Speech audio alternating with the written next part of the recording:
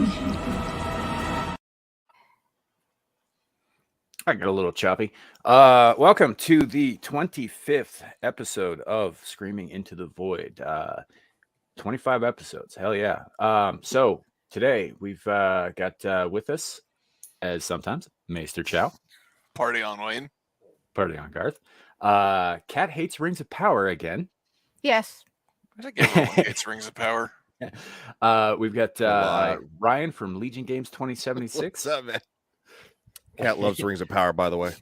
And joining us. No, it doesn't. What does it say there? Go to our stream last night. Samuel can make it say it. Right. I could. I'm not going Yeah, just then change Shadow Fox to say Same 14 dies.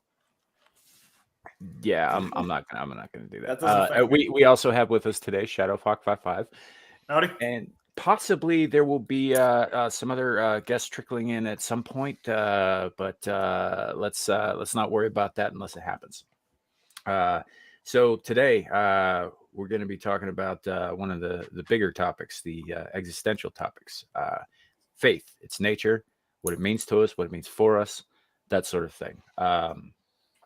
As a matter of fact, I pulled up before we started the dictionary definition of faith is I don't know if I buy it, but so it's got a number of definitions here. The first is complete trust or confidence in someone or something. The second is strong belief in God or in the doctrines of religion based on spiritual apprehension rather than proof. A system of religious belief, a strongly held belief or theory. So I don't know that actually defines what faith is. I think faith is one of those kind of intangible concepts. Yeah, it's fairly nebulous. I mean, typically faith is belief in something that's seen but not known, and cannot be known because once it becomes known, it stops being faith. It's hard to have faith in knowledge. Right. Mm-hmm. Right. And so, but I think the best definition that I've found on here is that faith is the opposite of doubt. I'll buy that for $1. Yeah, I'd agree with that. I think it's a pretty good one. And trusting in something you cannot explicitly prove, that, sure. But I would separate faith from like a term like belief, for example. I think that belief requires faith, but not the other way around. Right. I can agree with that. Yeah, I would agree with that too. It's actually a good way to I agree look with at it. So, before we get too much into everybody's thoughts, let's say hello to our chat first. We've got Kohai, who is now a wrench on this channel. So behave, ladies and gentlemen, or she'll make memes of you. We also right person to have give power to. Ozzy has shown up today. We have Boa, who is chiding me for the timing again. We have Muxykins. Good to see you. Who else we got? We got Zilij. Is it Zilij? Zilij? I don't know. I'm not sure how to pronounce that, buddy. But welcome. Glad to see you. Logical Spock is in the chat. Good to see you, man. He's handsome, though. By the way, I saw your picture on Twitter, and he's handsome. Yeah, he's all right. I mean, for a dude. Yeah. Gotta add that, otherwise something. No homo, bro. Yeah, exactly. Yeah, there we go. A homo. Yeah, everybody missed you last week, Kat. We all understand why. You were tuckered out. Yeah, I worked from 5 till I think 7:30. Like by the time I got home, it was like insane. I'm not even going to talk about the hours I worked last weekend.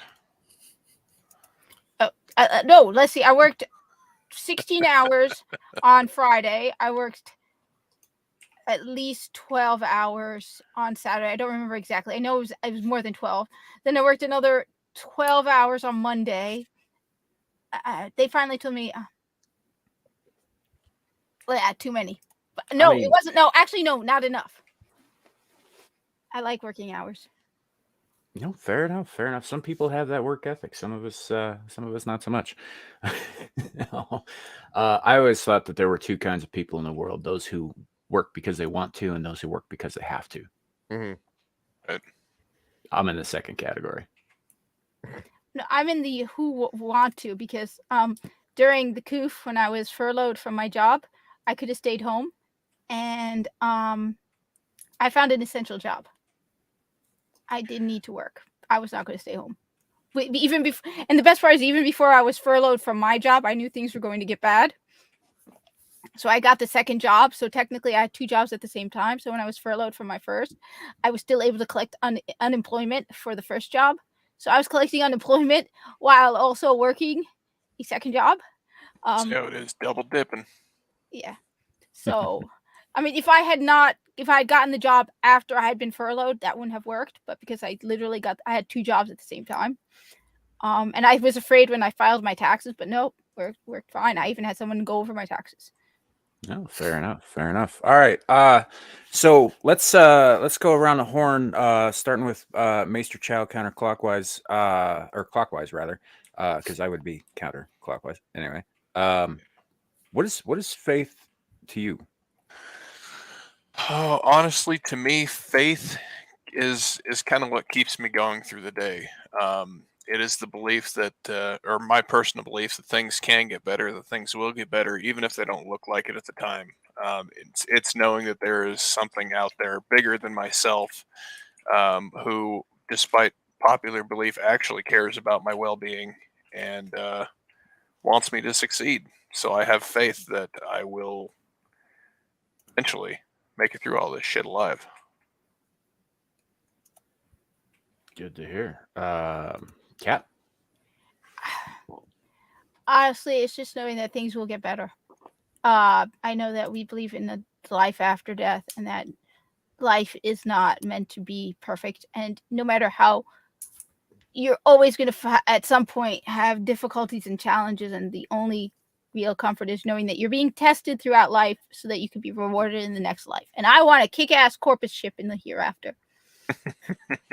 So no, that's what gets. It's like, no matter how difficult or challenging or miserable things can be in this life, it's a temporary, short-term test. That's what Muslims believe life is. It's a test, and you get challenges as a test, and if you pass them, and you're basically being tested, and eventually, if you pass, and you will be rewarded. And so it's like, yeah. And that's something where our religious upbringings are very similar, because I also believe that we were put on earth as a test to do the best we can and to be rewarded in the afterlife for doing good. It also Now, that doesn't excuse being a shitty person in the normal life, but there are rewards in the afterlife for being a good person.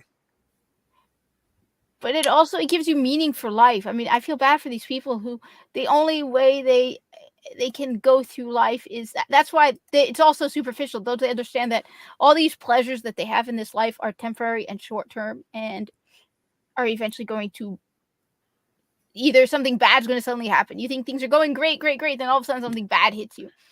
So But I think for them it just comes down to the whole eat, drink, and be merry, for tomorrow we die. Well, also I view it kind of like the false idols thing. They put their faith in these false idols, thinking that that's going to comfort them, that it's going to be the thing that drives them, that gives them meaning, and then you hit that there's like a fear of the unknown, so they latch onto things they can control, things that they know, and then they're not really worried about toppling over the abyss because they're surrounded by comforts. Right. But at the end of the day, they're just creature comforts with no real meaning behind them. Oh yeah, definitely, but they don't know that. Yeah, absolutely. Or at least they choose to pretend to ignore it. That's, I think, a little more appropriate to say choose to tend to ignore it. Yeah. Shadow, how would you define it? So when you say faith, do you mean like having faith, or do you mean like what faith as like a noun? Like as a noun. I mean, we'll get into having faith, but yeah, for right now, what is faith to you? As a noun, I view it as an acknowledgement that that the race of man is horribly, horribly mutilated by the decisions we made in the Garden of Eden, and that the scripture, the Bible, is a guidebook on how to basically keep yourself from falling into your baser desires, so that you can find your place with God, as long as you are willing to accept His forgiveness. But also live a just life. Yeah, there's the caveat that a lot of people like to miss. As Yeah. they say, oh, Christ is my savior. I'm saved. Yeah, No, but you're being a shitty person, so yeah, you got it doesn't really count. You can't kill like 30 orphans and then get invited to heaven. You got to practice what you preach. You're allowed a few slip-ups. You're allowed to skid off the path. You're human, but at the end of the day, there needs to be that effort of trying to be a better person than you came out of the womb as. Right. Oh, that's the whole point behind the atonement. But anyway, that's getting off topic. So sorry. So Ryan.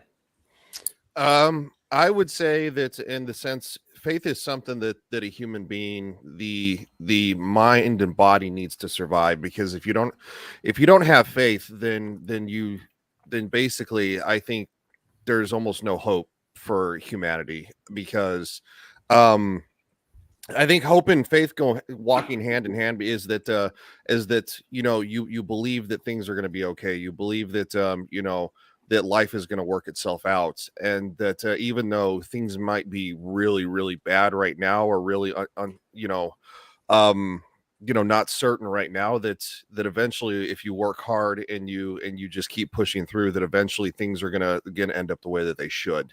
And I think hope all kind of walks hand in hand with faith a little bit too. Well, faith is a kind of a form of hope, is it not?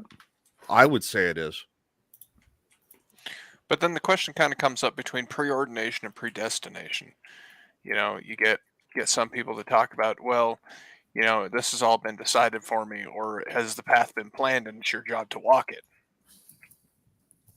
That's a great question, and I think that might mean different things to different people. I don't know if it's all been predetermined. I think if you work hard enough and you pay attention, that things will show you which direction they're supposed to go. And as I said, I don't know if that means it's predetermined. I don't know. Nobody has that answer. But if you just go through life like a bump on a log, or some miserable person who wants to yell at everybody like they do on Twitter, like you're more worried about other people than you are yourself. Like if you worried about yourself, maybe your life would be better.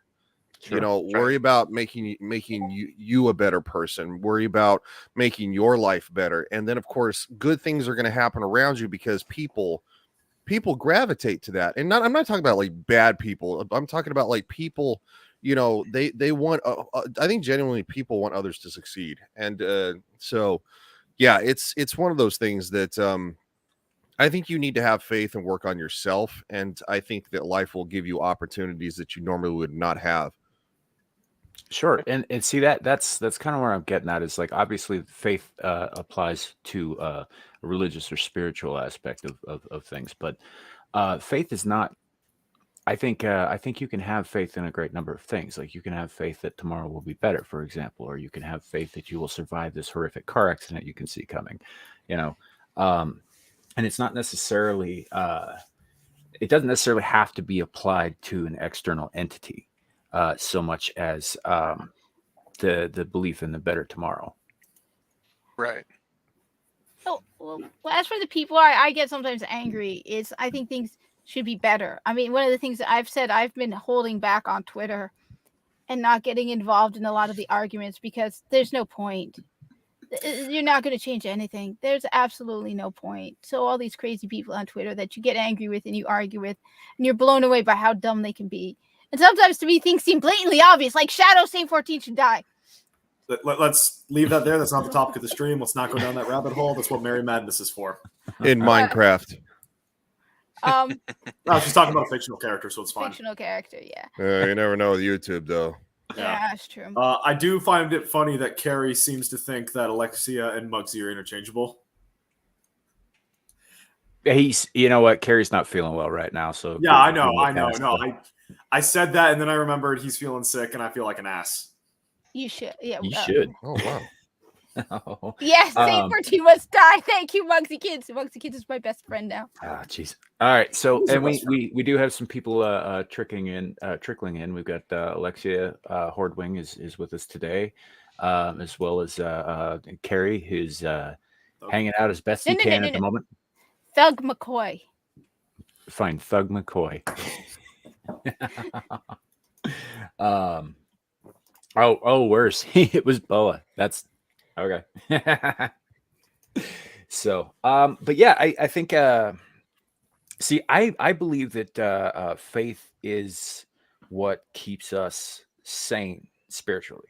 And I don't mean like spiritually in a religious sense, but like, I mean, I do believe in the soul. I think we all have one. And I think that faith is the glue that binds our soul to sanity, that prevents it from dissolution, that prevents, like what I would refer to even as undeath. How many people do you see every day who are walking around going through the rat race, going through the motions and shit, but they're dead behind their eyes? Right. I used to see it at my former job. That's why I stopped going. like angry people everywhere. They hated it, and they would take it out on everybody. And there was no faith in anything. They were just going through the cycles. And I'm like, man, you can't live like that. It literally kills you inside. It literally does. Yeah. And I think that it's necessary for a whole life. Yeah. If you're not happy with who you are and what you're doing, then what's the purpose to your life? Right. You gotta have faith in something, in something, faith in yourself, faith in your family, faith in your abilities, faith in your God, whatever it is. You have to have faith in something or you will wither and die inside. Yeah. And something I've kind of noticed about human nature with that is even if your faith is forcibly removed, like for example, the Maoists, they tried to get rid of spirituality in the countryside and the urban areas. All they did was replace Jesus and Allah with Mao. They replaced one form of spirituality with a different form of spirituality, kind of intentionally, kind of unintentionally. But it's just interesting how the human spirit constantly longs, as a whole, constantly longs for something to believe in. And even people who don't claim to have a religion still kind of have a religion. If you look at how they act and how they treat certain things, it's just they're not going to a church unless you count their smartphone as a church. Well, you look at it. Excuse me. No worries. This neo-atheist, rise that we've seen, where people say, "Well, I don't need a God to make me a good person. I don't need a God to do this. I don't need a God to do that." No, but you need to believe in something, jackass. Yeah. Because otherwise you're just being a shitty person for the sake of being a shitty person. Well, I'm not a shitty person. Really? Have you looked at how you acted lately? That's kind of a shitty person. Absolutely. It reminds me of I'm rewatching the older seasons of the rebooted Doctor Who stuff, and there's a line that really stuck out to me in the episode Demons Run, where it's a good man does not have rules, so don't ask me why I have so many. And that's just like something that really stuck out to me in regards to faith is humans wouldn't need faith if we were capable of being good without it. Sure. So that argument of like, you need a God, I don't need a God to tell me how to be a good person. You might not need a God, but you need something to tell you how to be a good person. Yeah, you need some moral authority to basically check yourself against. Yeah, and speaking from my perspective, obviously I'm the odd man out. I'm the godless heathen of the panel here. But that moral authority can come from a variety of places. In my case, it was the conscience that was nurtured by my mother. For example, she gave me the guidestones. Now those guidestones were informed by her faith. And her religion and her beliefs and all that. And some of that still holds true for me, but it doesn't do so because necessarily I believe that God said, do what I tell you or you're going to hell. It does so because they make sense. Right. Samuel, I actually do have a quick question if you don't mind sharing. You mentioned like godless pagan. I do know that there are people out there who still believe in heathen. I know that there are still people out there, for example, who follow like the astray religion and stuff. Mm-hmm. That's actually gaining popularity these days. Yeah, which bothers me that people are trying to, co-opt my heritage as their religion. Yeah, I heard Whatever. I heard in Iceland it's like a it's like a tax evasion scheme or something. In some but ways, yeah. So my question is exactly like do you have like a is there a Do I have a pantheon? specific path? Yeah, or yeah, that's just something that's like always been. Okay, curious I about. will do my best to answer that. Yeah. So sorry.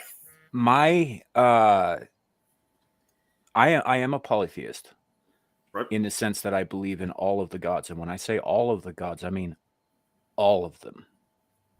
I believe in them in the same way that a naturalist believes in mammals. I think they're out there. Sure, I think they're certainly an order of being separate from ourselves. Absolutely. I also think that they're all dicks, every last one of them, and I refuse to bend the knee to any of them, if that makes any sense. No, I don't follow a specific path like a lot of people in life, and even some Christians I know. I more or less go my own way on that. Okay. There are some things that I very much adhere to, and some other things that, for instance, astrology I think is retarded, so I don't dabble in that. But and that's why I use the term godless heathen. Yeah. And it's most people will just let it go at that. When you say pagan, you've got to get into well, what kind of pagan? I mean, technically pagan is a word that was used by Christians to denote anybody who wasn't them. Yeah, that's which is everybody else. So, so when you said godless heathen, I'm like, okay, do you mean you don't believe in a god, or are you using the whole like the Christian church was like anyone who doesn't believe our God is godless, and that's where I was like running into confusion. It's more of a man without a country kind of scenario. Obviously, there are countries, but I don't adhere to any particular one. Yeah. Yeah, if that makes sense. Yeah, no, that totally makes sense. Thanks, man. My motto, and it's tattooed into my flesh, is no gods, no masters. Yeah, and this is something Sam and I have actually talked about almost ad nauseum, because when we were younger, we were both brought up with the same set of beliefs, and so when you talk about it, you get read the 10 Commandments, and it says, "Thou shalt have no other god before me." That doesn't say there can't be other gods. That does not preclude the existence of other gods. That just says this is the one that you're supposed to say hi to first. Yeah. And to be fair, every head of every pantheon, from Zeus to the All-Father to Huitzilopochtli of the Aztec pantheon to Amun-Ra, all of them say, "I'm the biggest and the best. Ignore everybody else." Every single one of them. So, Yeah, but Huitzilopochtli is kind of a douche. Well, to be fair, most of the Aztec gods are horrible, horrible, horrible creatures. Right. Right. So actually, funny story. So a couple of weeks ago, Ryan was running a stream on his Legion Talk channel, and he was attempting to pronounce some of the Aztec gods' names, and this is how we ended up connecting. I was like, "Do you want me to come on panel and pronounce those correctly for you?" Right. It's like, I'll do it. I promise, I'll do it. Well, I mean, that doesn't surprise me. Last night I was doing Nazi voice, so I mean, whatever. His Nazi voice was awesome. Wait, did I miss that? What? Yeah. His Nazi voice was awesome. Yeah, we were talking about Alyssa Milano and the fact that she's like, "I got a Volkswagen now," and I'm like, yeah, Hitler made that, right? She's like, "I don't want to drive a Tesla because it's a white supremacist vehicle," and I'm like, Volkswagen, do your fucking history. Like, yeah, you could protest Elon Musk, but choose better words. Oh, and then somebody defender said, "Well, that's who they used to be," and I'm like, "Who gives a shit who they used to be?" Like, if your whole grandstanding is that, like, I don't want to drive a white supremacist vehicle, you need a fucking, you need a reality check, people. Right.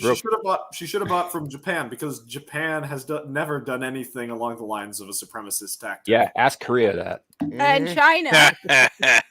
Yes, I'm aware. 250,000 deaths just to find some American pilots. I'm fully aware of how messed up that was. One of my close brothers is half Korean, and his mother is from Korea, and she has nothing nice to say about the Japanese.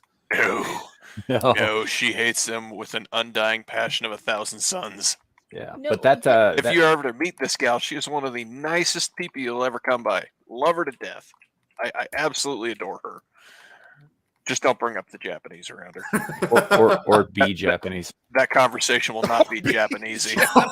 Japanese. Yeah, don't be Japanese either. You're screwed.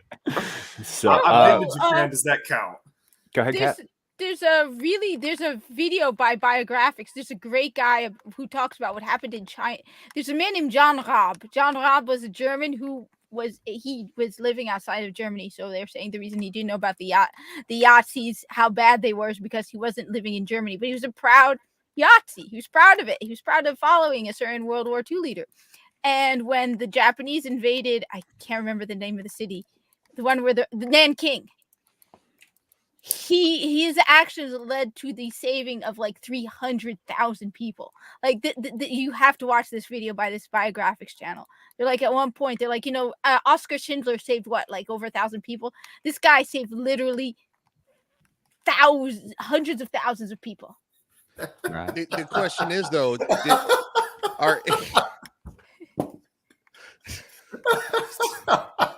Sorry, I'll mute. That's just too funny. Yep. The question is though, are any of the people that he saved, were they Jews? Was they Jews? No, Yeah. we don't do the Jews. Give us a taste, Ryan. No Jews. We don't do the Jews. We did the Volkswagen.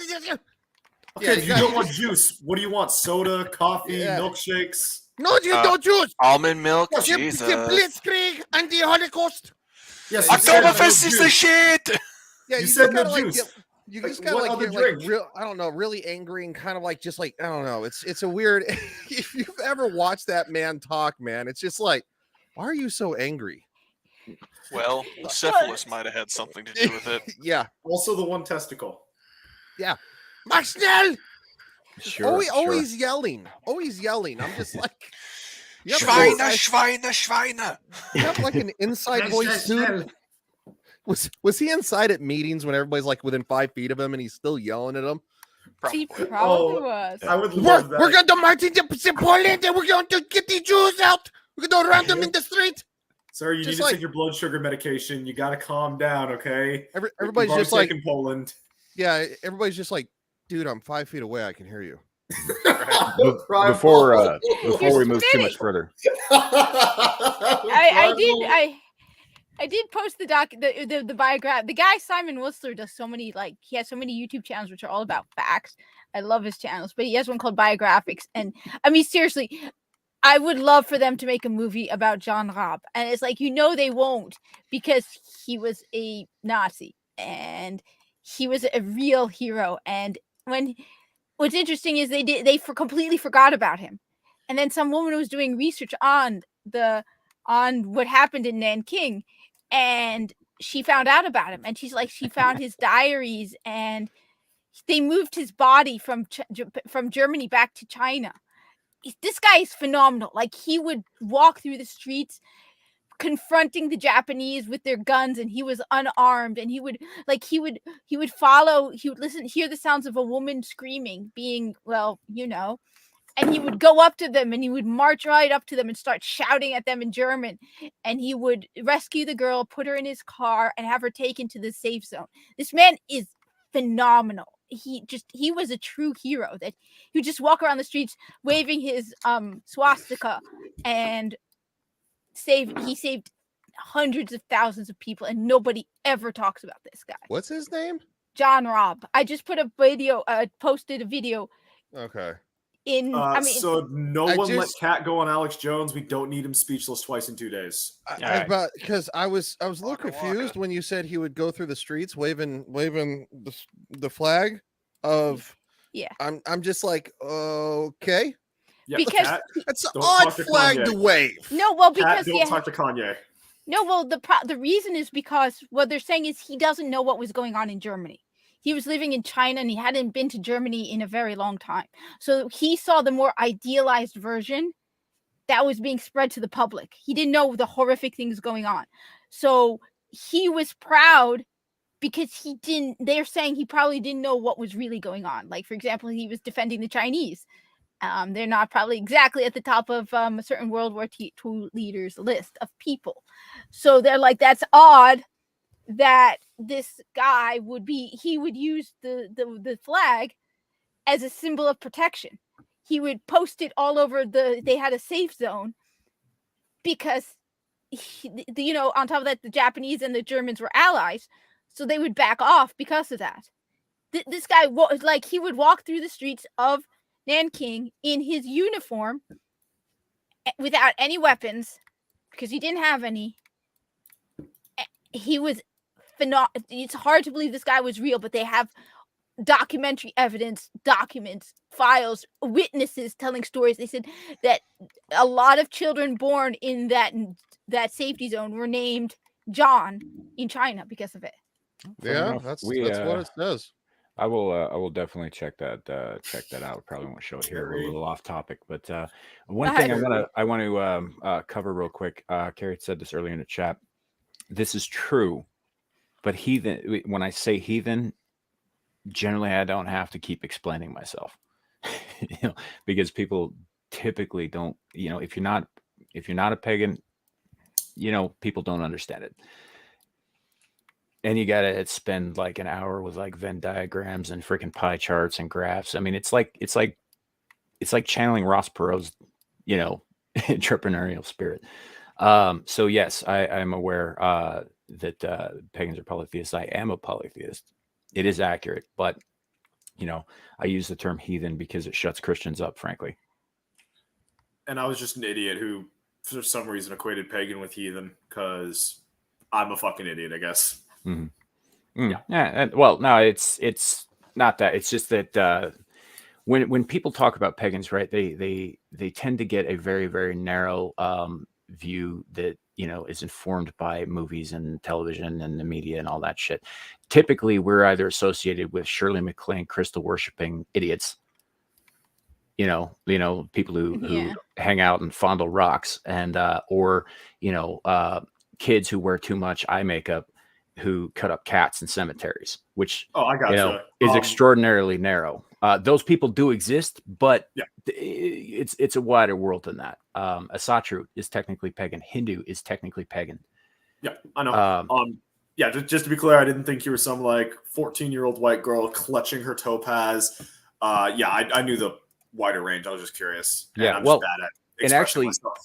Getting back to the faith topic, the whole stones thing, right? At the end of the day, things like that are, to use a phrase that Kat hates, at the end of the day, they're tools, but nothing more than that. They don't have any inherent abilities of their own. They're just fucking rocks. What they do, in the same way that like a rosary would do for a Catholic, is allow your mind to focus. They give you something to help you focus on. And that's how it ties into the faith thing.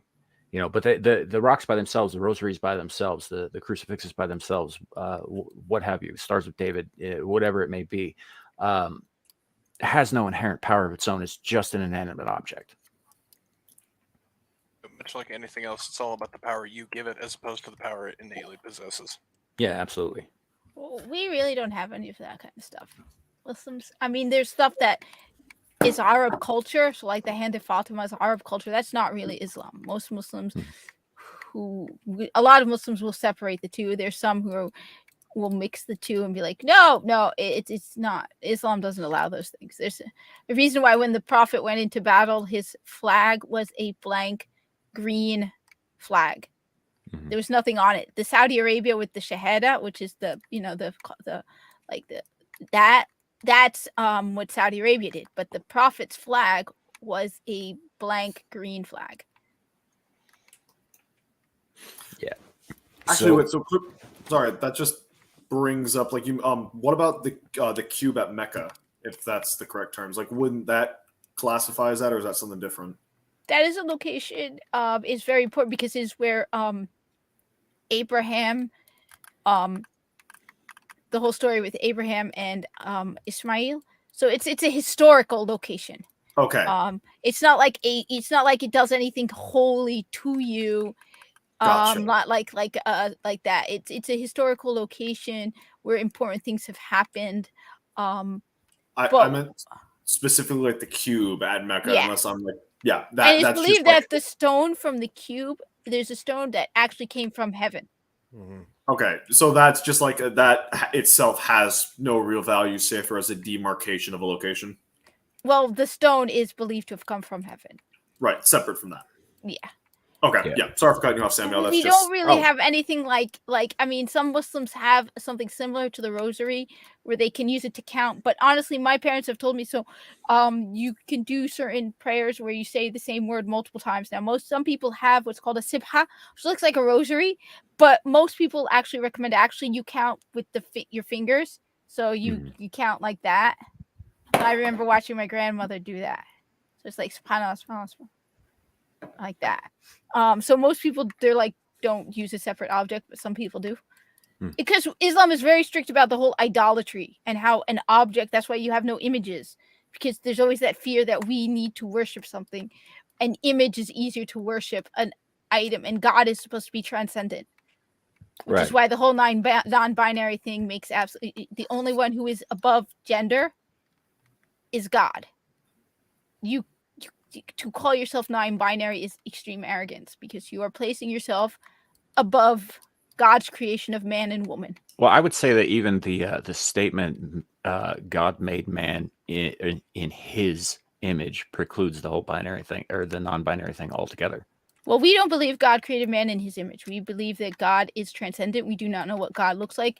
We use he simply because just by default, but God is above gender. God is above all of that. God does not look like an old man in heaven. He does not like a person. We do not know what God looks like.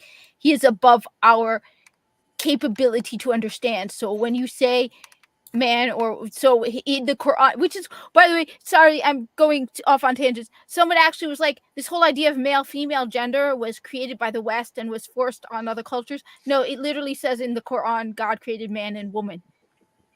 A book that was 1,500 years ago, written in the Middle East. So It says the same damn thing in the Bible, that God created man and woman. Yes. So And the none of Torah. this whole thing that European colonizers came and created this whole duality of gender. No. So that's why when you say that you are non-binary, you are saying you are above God's creation, and that is extreme arrogance on your part. Were you done? Yeah. I thought you were done. Sorry. No, I was just going to comment along like the separation of the sexes thing. The Chinese, long before they even knew Europe was a place, they had very strict gender separation from a spiritual perspective. Yin and Yang, for example, masculinity, femininity, and then pretty much all of their gods had a masculine or feminine counterpart that served the opposite role. So if you had a farmer god, then you had a weaver goddess. If you had a warrior god, you had a healer goddess. And you would never have a warrior goddess, unlike groups like the Romans, the Greeks, because war was a man's domain. But you would never have a man who was a weaver god, because weaving was a woman's domain. They clearly had a concept of gender, and not only that, but the separation of them and them being binary. So that it's not a Western concept. The Europeans have it, the Arabs had it, the Indians had it, the Chinese had it, everyone's had it. Well, I just brought it up because the idea, if it breaks the whole idea of transcendence. Yeah. So that's the only reason. So it's like God is to us transcendent and above all of that. Gotcha. So why's my Samuel, I apologize for us going on tangents as often as we do. Yeah. Rate it in. but it is in a way dealing with faith and all of that, because by saying absolutely. I said faith is, we believe God is transcendent. We do not know what God looks like. We are incapable of conceiving of God's appearance, and that is a faith-based thing. We just believe God exists. You're not supposed to ask, what does God look like, because we cannot even conceive of it. Right. Well, that actually kind of leans into this next thing a little bit. So one of the things that I've always had an issue with Abrahamic religions in particular, but others as well. In Asatru, for example, if you die in battle, you go to Valhalla. If you don't, if you die a coward's death, you go to Helheim, and so on and so forth. and it's based on a sort of a system of cosmic reward and punishment, right? You know, and I've always thought that was weird because you know, I was raised to believe in right and wrong, regardless of where I ended up with my own faith and spiritual practices. And the way I was raised to do that was to trust my gut, to know when something felt right or felt wrong, and to you know, act accordingly. And what is hard for me to understand is why that doesn't come easily for everybody. You know, it seems like natural as breathing to me. The conscience, everyone on earth has a conscience, you know. I think because you had a good, solid upbringing. I think a lot of people are being told, aren't being raised with that solid upbringing of knowing what is right and wrong, and in some ways breaking what they think is right and wrong. And I mean, it's like almost like a kind of grooming of its own. Yeah, I suppose, and yeah, and to a degree, that's if you want your children to pass on your you know, lineage and your religion and your beliefs and whatnot. Yes, there, to a degree, there's some grooming there. It's called raising your children the way that you want them to be raised. You know, and I don't necessarily think that's a bad thing, but you know, what I guess what I'm getting at, what I'm trying to get at, I know I'm kind of stumbling over. It's a big topic. Is that if I believe that right and wrong are universally true. Agreed. I would agree with that. Yeah, I think everybody knows what's right and wrong, and I think there are people, unless they're obviously they have a mental deficiency, they go out of their, you know, you should know what's right. You should know that when you should do something or not. And so, yeah. Sorry. I was going to say they convince themselves. It's sort of like, it reminds me of something I read about theft and shrink, and how everyone knows theft is wrong, right? But they try to justify why they're stealing from, because I work in a store. So I remember reading about a while back, one of our e-learnings was like how to be, you know, signs that someone might be stealing. And it's like they try to justify, it's like, well, they don't pay me enough. So it's the same thing where they try to justify doing these horrible, evil things. Well, I need it, or this person was horrible, or this person is a bad person, or, you know, if I hurt this person, well, they deserve it. Or they come up with justifications for why they would think it's okay to do whatever it is they're doing. Sure. But the larger point here is that if right and wrong are universally true, if everyone has a conscience, whether or not they choose to listen to it, where does that place people who are adhering to their faith because A, they're afraid of going to hell, or B, they're wanting to be rewarded in heaven, right? It seems to me that would sort of hollow the whole thing. You know, they're not doing it because it's right. They're not doing, you know, they're doing it because they're either going to be rewarded or punished. Oh, could I just say, I would say one of the reasons, because at least when it comes to faith, especially as a Muslim, you are doing a lot of other sacrifices to keep to that faith. Being a Muslim is not just being like, I believe in God. No, there's a lot of other things. So even if you you believe in God, which one of the reasons why I will admit I believe, I cannot prove the existence of God. I just logically it makes sense. What would I rather find out? That if I would rather believe in God and find out there is no God than not believe in God and find out there's a God. Outcomes that argument. But I think what it is at least when it comes to Islam, I mean, if I wasn't faithful, I mean, it's not fun to wear this thing. I've been wearing this thing since 11 o'clock in the morning. If I wasn't a Muslim and if I didn't believe, this is the last thing I would do. So it's the same with like fasting Ramadan. So that's why Islam, a lot about what makes Islam is a lot. It's not just you believe, you have to act. Religion to a Muslim is more than just believing. There's a lot of action involved. Yeah. Carrie brings up a good point here about choosing to listen to the conscience. And I think this is true to everybody to a degree. We can turn it off. I know this is true for me. I, especially in my youth, lived in what you might call a morally gray area. You know, if I decided that my conscience would not be playing a part, I would just switch that part of myself off, and whatever happened while it was off, I never had any pangs about or qualms about even after it was back on.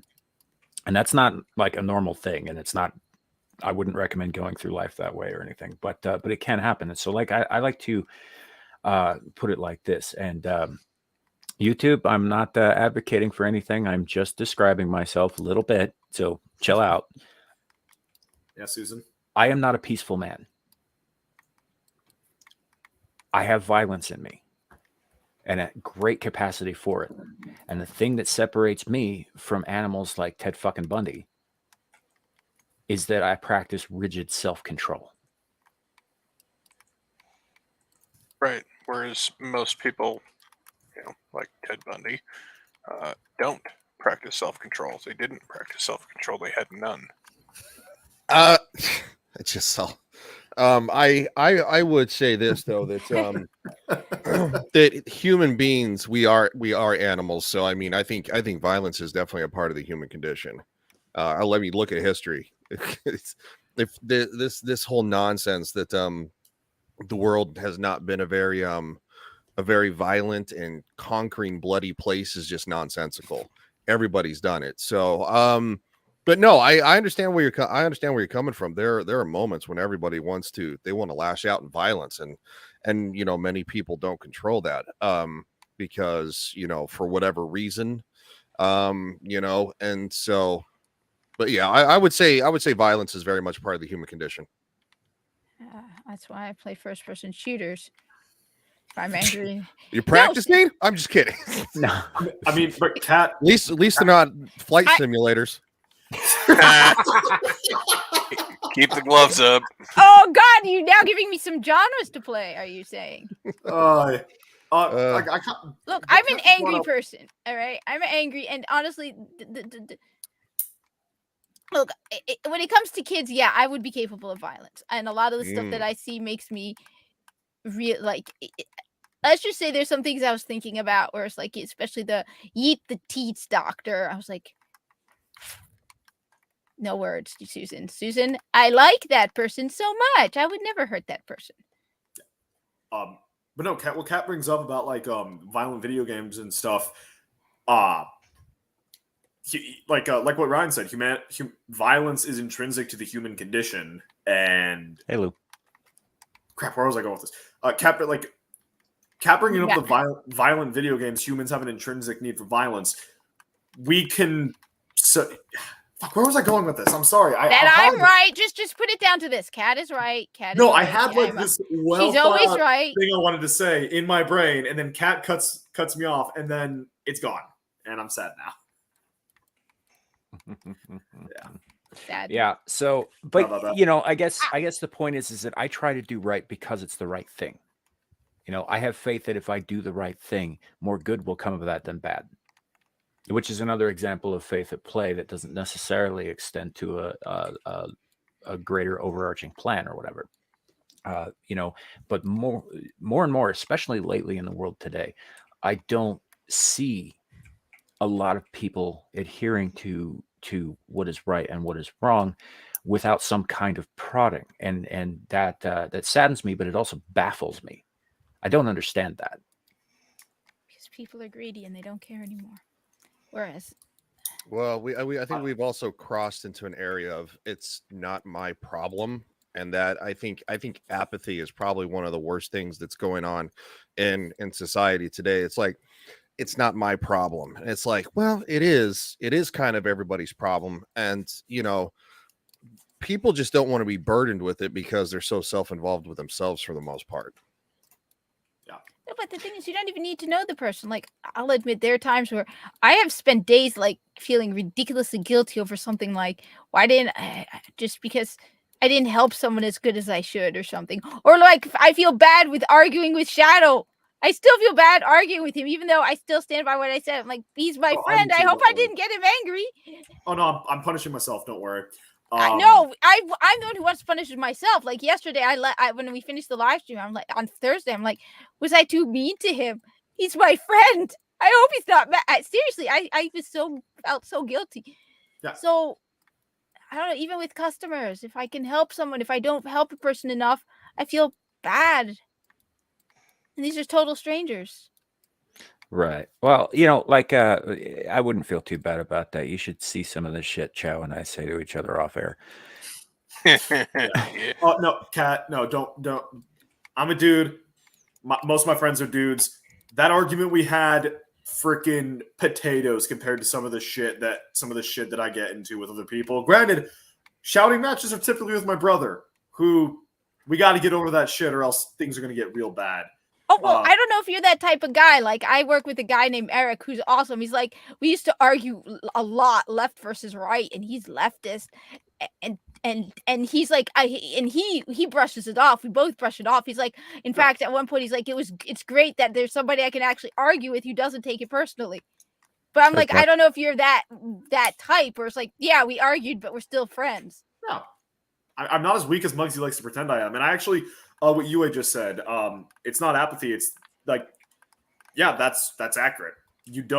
When you don't know someone, they're not a part of your tribe. You have no real reason. Monkey brain has no reason to give a fuck about them if you can't identify a reason to give a fuck about them.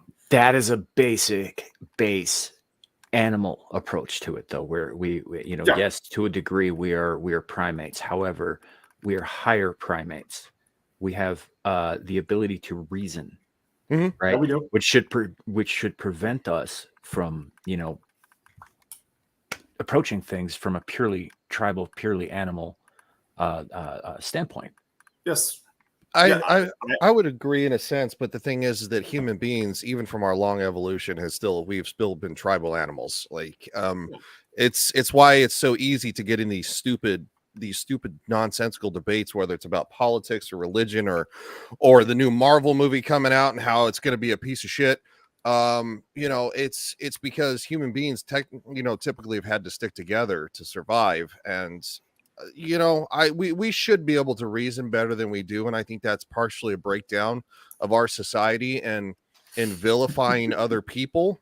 But yeah, no, I think the tribal instincts of human beings are always going to be there. We're always going to be fighting against that. Some may have learned to evolve, better than others, and that I would also agree that brings, comes with an upbringing too. Right. And I'm not saying like take the opening sequence for 2001: A Space Odyssey, which, by the way, just I have to say this for the record, one of the dumbest, dullest, longest, most boring movies ever made by a terrible director. But that aside, the bit at the beginning with the apes, they're not getting along and all that stuff, and it's sort of a back and forth until one of them picks up a weapon. Right. Yeah. So obviously, that was what he was trying to get across there was the advent of the use of tools and of weapons and of evolving in their thinking. Now, with the ability to pick up the rock and bash the other monkey's brains in, should also come the ability to know when to put the rock down. I would agree.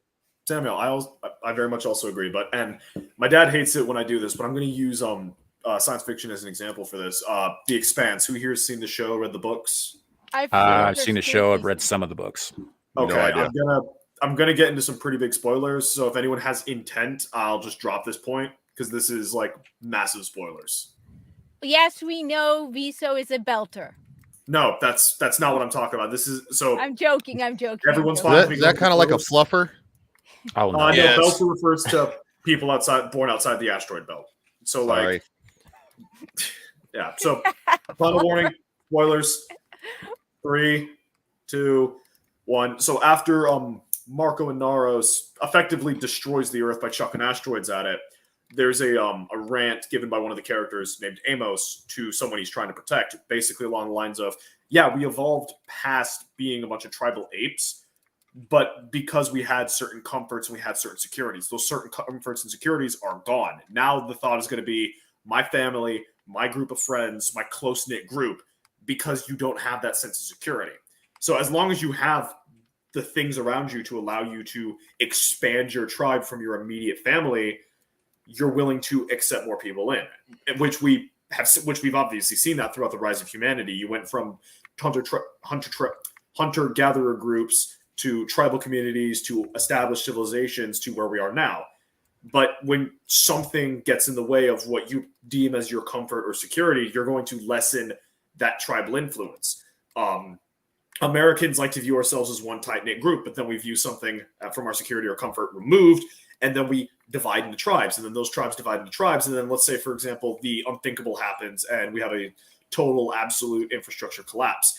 We're not going to sing Kumbaya. We're going to devolve into more tribes and kill each other over that stuff. Not because we're not higher primates, but because we are primates to begin with. We can't empathize with a person if our own bellies are hungry, or if we have the perception that our own bellies are hungry. Yeah, but there's one thing that I just realized, and that is, I think regardless of the tribe, regardless of who it is, we as human beings, we cannot stand by and see a kid getting hurt. And that's one of the reasons why I got into so many arguments with people on Twitter and finally realized that it was utterly pointless. We instinctively protect kids. Even if they're not our own kids, if you see a child in danger, it's just instinctive. You protect kids. Sure, even because if they're they're the not future of the species. Yeah, and that's why even if they are a different tribe, when you see a child at risk, you're going to do everything you can. And that's why it's so hard that's why it was so hard to just turn off and be like, yeah, I every now and then I see some tweet and I'm like, and I'm like, no, but the helplessness of anyway. I think kids are one big difference though. I mean, but there's also going to be predators within inside every species too. Well, sure, you're gonna end up with that. Like, obviously, no analogy is going to be across the board, especially not with as many people as there are on this earth right now. More than have ever been alive at any other time. I think there are more people alive right now than the rest of history combined. Yes, that is accurate. And you know, this whole entire culture war, which is literally what it is. It's a cultural revolution, which China's gone through it, Russia's gone through it, and they're very, very ugly situations. That, you know, it's something that we as a society need to push through, because the parameters, the basis, the foundation of what, you know, our country is, the United States, what we want to be as a society, is being challenged by people who aren't in a predatory of a predatory class. And I would even say that it's those leaders, so to speak, that are higher up, that are the ones that are stoking it, because they think they know what's best for all of us. And so it's resulting in this whole entire this clash of us as a civilization, as a species. You know, when you start attacking your own children of your species, there's something wrong with that. And you know, if people don't stand up for that, then of course, you know, it doesn't leave a lot of faith and hope for the future, if you want my honest opinion, to kind of circle it back around. And those of us who have the ability to get on to even just get on the internet and have a discussion like this, where we can all be calm, we're not yelling at each other. This is one reason too that more people are flocking to these kind of things, to have discussions about culture and politics and even movies, because everything has been infected by this notion. It's almost a cancer within the species itself. And so, you know, if we're to have faith for the future, you know, we need to continue to do that. And I know that sounds like really kind of like a little gay, but it's the truth. Like, because if people continue to be so angry at each other and they don't sit down at the table and have differences of opinions and work it out, there is no hope. There is no faith. You know what this means, don't you? No. Did I? You know what? Yeah. This means. Yeah. I am not gay. I have relationships with women, sex with men. And I got news for you. That means you're gay.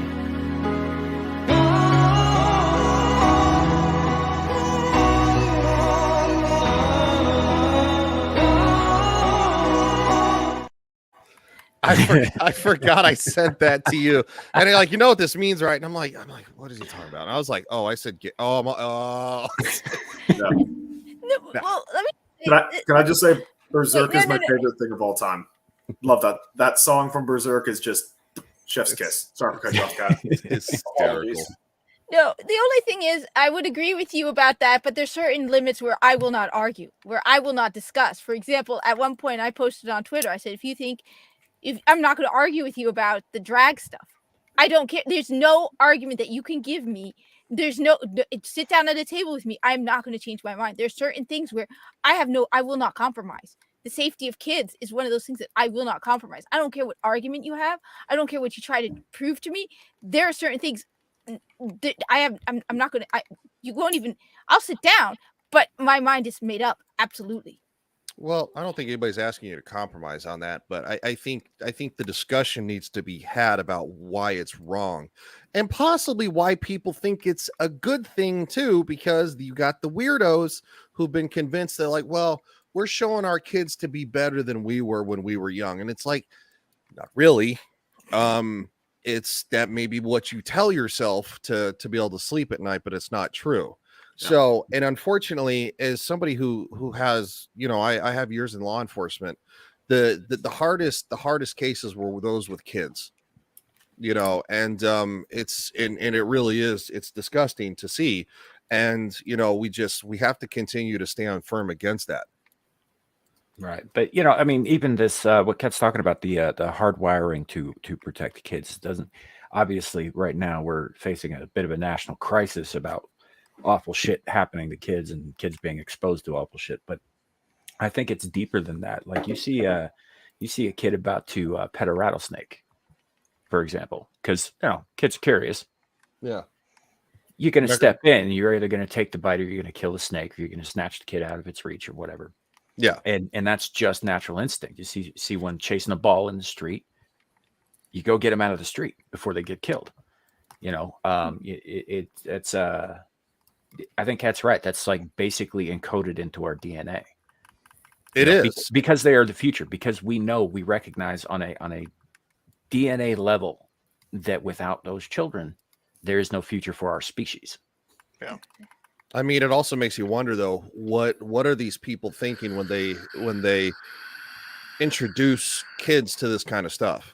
What are they thinking to where, because I can't fathom why they would think that. I can't understand. And I'm sorry. This having sex with goats make them pansexual.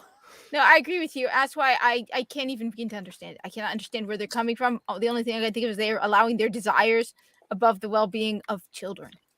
Well, pansexual. I'm vaguely from the perspective I understand a murderer from, I can kind of understand. So the parents are arguing they're trying to raise their kids to be more tolerant of other people than themselves.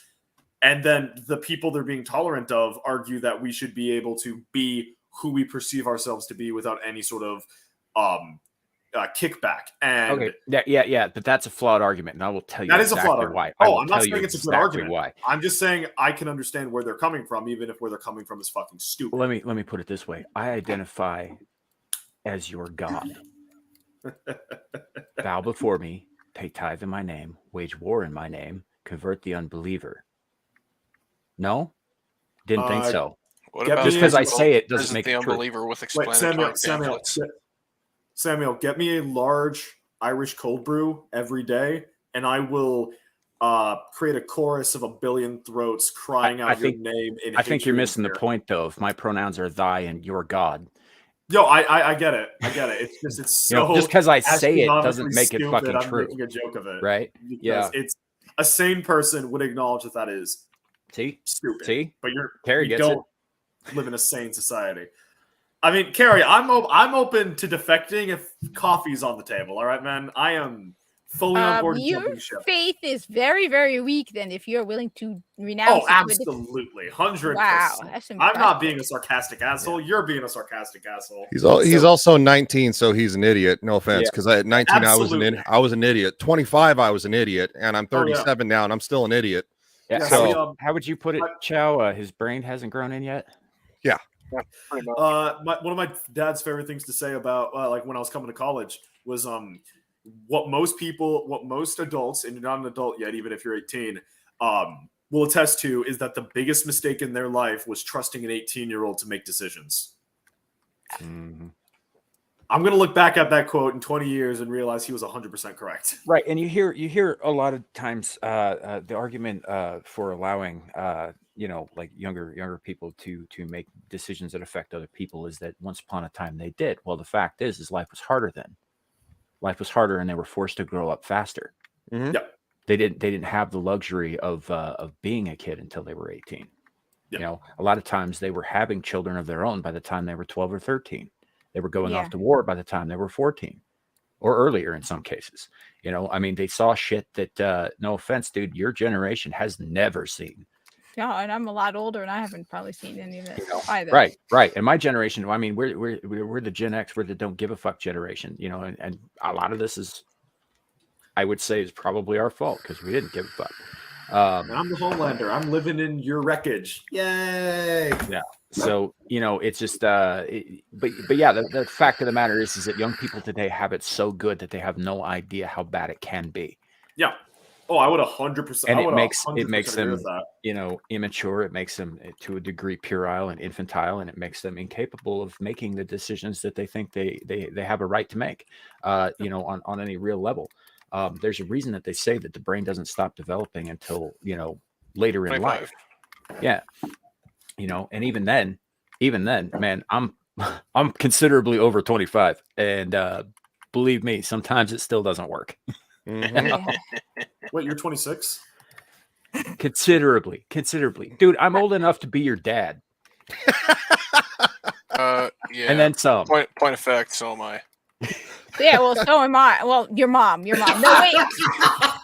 Yes, Kat, you're Are old you enough to be saying his dad. something? Hey, according to this person on TikTok, when I'm doing guy stuff, my pronouns are he, him. So now I'm just My saying. pronouns are Julius and Caesar, so all of you are conscripted into my 13th Legion. Let's retake Rome. Hey, Yo, don't this worry, I'll person- only stab you in the back 30,000 times. Hey, I- Zalej, that's because Chow That is too, an okay. undead cyborg. Oh, cool. I will say this. I've been around on Twitter a little bit, and I will say this: that Cat definitely has a bigger dick than most of the idiots on there. So Yeah, but I still can't pee while standing. Well, I mean, you can. It's just messy. Yeah. oh, TikTok. Ugh. Come on, No. Eli. This You're not one gonna really got to stab me. This me. person, I don't understand it. The person was just like, so when I throw dick jokes around, I want you to call me he, him. So I'm like, okay. So when I'm playing Destiny, which I'm doing right now, I might be. You're playing I might- Destiny while on stream. Bro, when we're You guys doing don't even D&D, wanna he's know just what I'm playing doing Guild on Wars stream. 2. He's playing a fantasy game while playing a fantasy game and gets the lore mixed up between the two of them. It's hilarious. Chow's over here doing his level best impression of Lubin Tubin. Yeah. At There's least you a can't reason I'm see it. smart enough to keep my camera off. He's got no No. pants on. Actually, I am playing Maester Chow, so I'm playing World of Warcraft. I told you all at the beginning, hey, if anything interesting comes up in chat, read it out to me because I ain't gonna be able to hear you. No, I can see it. It's just there's no brain required for Destiny 2 at this point. I'm literally just doing public events and trying to get to rank like 90 or something. When she's playing D2, she's playing Warframe in D1. No, I'm playing Hey, Alexia said Hey. it. I'm just repeating what hey, Alexia look said. right over there. What's that? What's that? I'm not looking. Hey, look.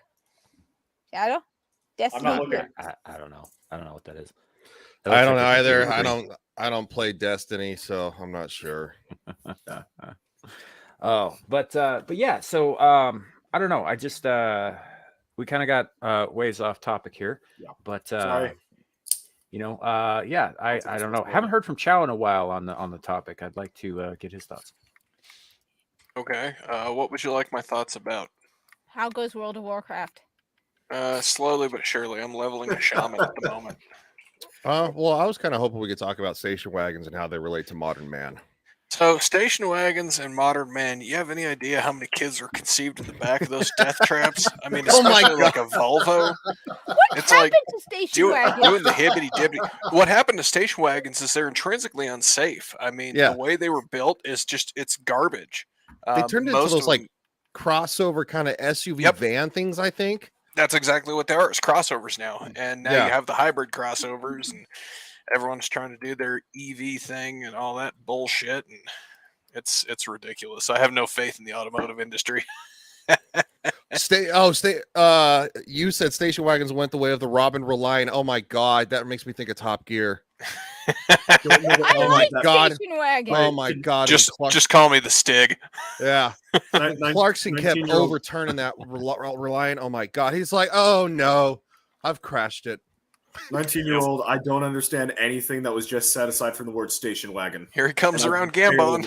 Go Google it. Look at a couple. It's hard to describe it. Actually, you know what, Shadow, you'll love this. Go to Amazon Prime, look up Top Gear, start with season 1. You'll love it. You have to watch the originals because when Clarkson and the gang left the show, it became crap. It turned into into Top Gear, because I haven't played that. I haven't watched that either. Yeah, because you've got Clarkson, should I trust Hammond, him? and who's the other one? Hold on, let me see if I can pull up a clip or something like that, just briefly, and then Samuel, if he doesn't mind, you shouldn't get clipped on it. All right, no worries. I'll only play a small amount of it too, so go ahead. Should I trust Samuel? Well, Samuel, should I trust Ryan? Should I trust Ryan? My bad. Let me say it's called Top Gear. Yeah. What are you trusting him for? It's not your stream. Oh no, he's recommending a show, and I'm asking Chad if I should trust him or if it's going to be some weird like drag queen shit. Well, have you watched the A-Team yet? Did not watch. No, I haven't. I don't even know where to watch it. Oh, I need to freaking buy it. I need to freaking buy it on Amazon. Oh my God, that's the best response ever. Why do you need to trust him? It's not your stream. It's on Tubi. A-Team's on Tubi for free. Well, I trust James more than I trust Ryan, so I guess I'm watching Top Gear. Dude, I got 4 channels. You'll be all right. I got 4 YouTube channels. I'm the one who's got to watch it. Okay. Hold on. Let me just yeah.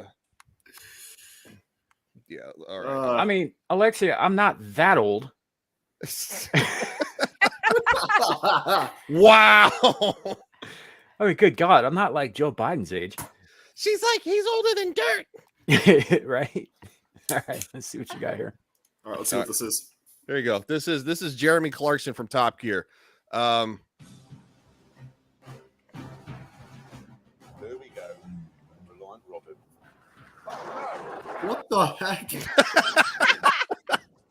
Why does that have 3 wheels? Because it's East German, or it's East European. I've crashed it almost immediately. I mean, it was for teenage kids who couldn't get their driver's license yet because it was considered a motorcycle because it had 3 wheels. I didn't realize the Eastern Europeans were mentally defective.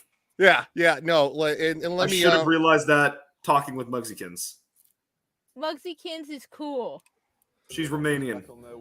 And she's cool.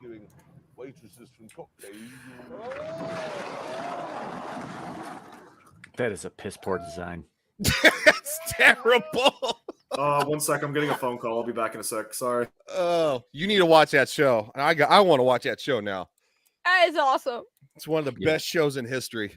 Alexia, I misunderstood you. When you said hump in a wagon, I thought you meant like a covered wagon. Wow. Which is yeah. No, I remember the station wagons. Yeah, we had a few when I was quite young. I remember riding the hump of a camel. There you go. I have actually done that too, and so have my kids. Yeah. But did you do it? Toes, but never on a camel. But you did it in front of the. How did you get to do it in front of the pyramids? Oh, see, that's cool. That makes it did. better. Yeah, I did it in Egypt. Yeah, that is better. I have never been out of the lower 48. I have, however, seen Canada across Niagara Falls. Haven't been there, but I got to look at it. Honestly, you're not missing much. Yeah, it looks pretty much like the communism. No, this was in 1984. So no, they have plenty of freedom then. Yeah, it did look pretty much like where I was standing, just on the other side of the waterfall. It really does. Like, well, not probably as much anymore.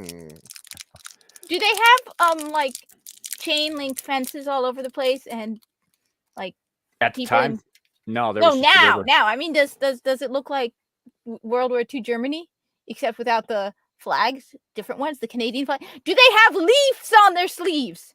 I'd say that it's probably a little closer to Stalin's Russia. So they do have uniforms with armbands with leaves on them. Yeah. At least there's no goose stepping. No, but Yeah. they are talking citizens There's- into there's offing Canada themselves because they're goose-stepping. inconvenient. Mm-hmm. Oh, did you hear that California is just literally a week away from instituting certain things again? Wait. If you're feeling Mhm, stressed, yep. anxious, or oh my God, whoa! I just got an announcement from Bungie. If you're feeling stressed, anxious, or depressed, visit bungie.net/mental help for help. You're not alone, Guardian. What the fuck? Okay, Yeah, well, there's going to be a lot of that shit coming up here too, because the focus is, you got to focus on Sorry, people's mental health as opposed to just treating people with decency like somebody with a conscience would do. wait, Ryan, what were you saying? What's California planning on doing?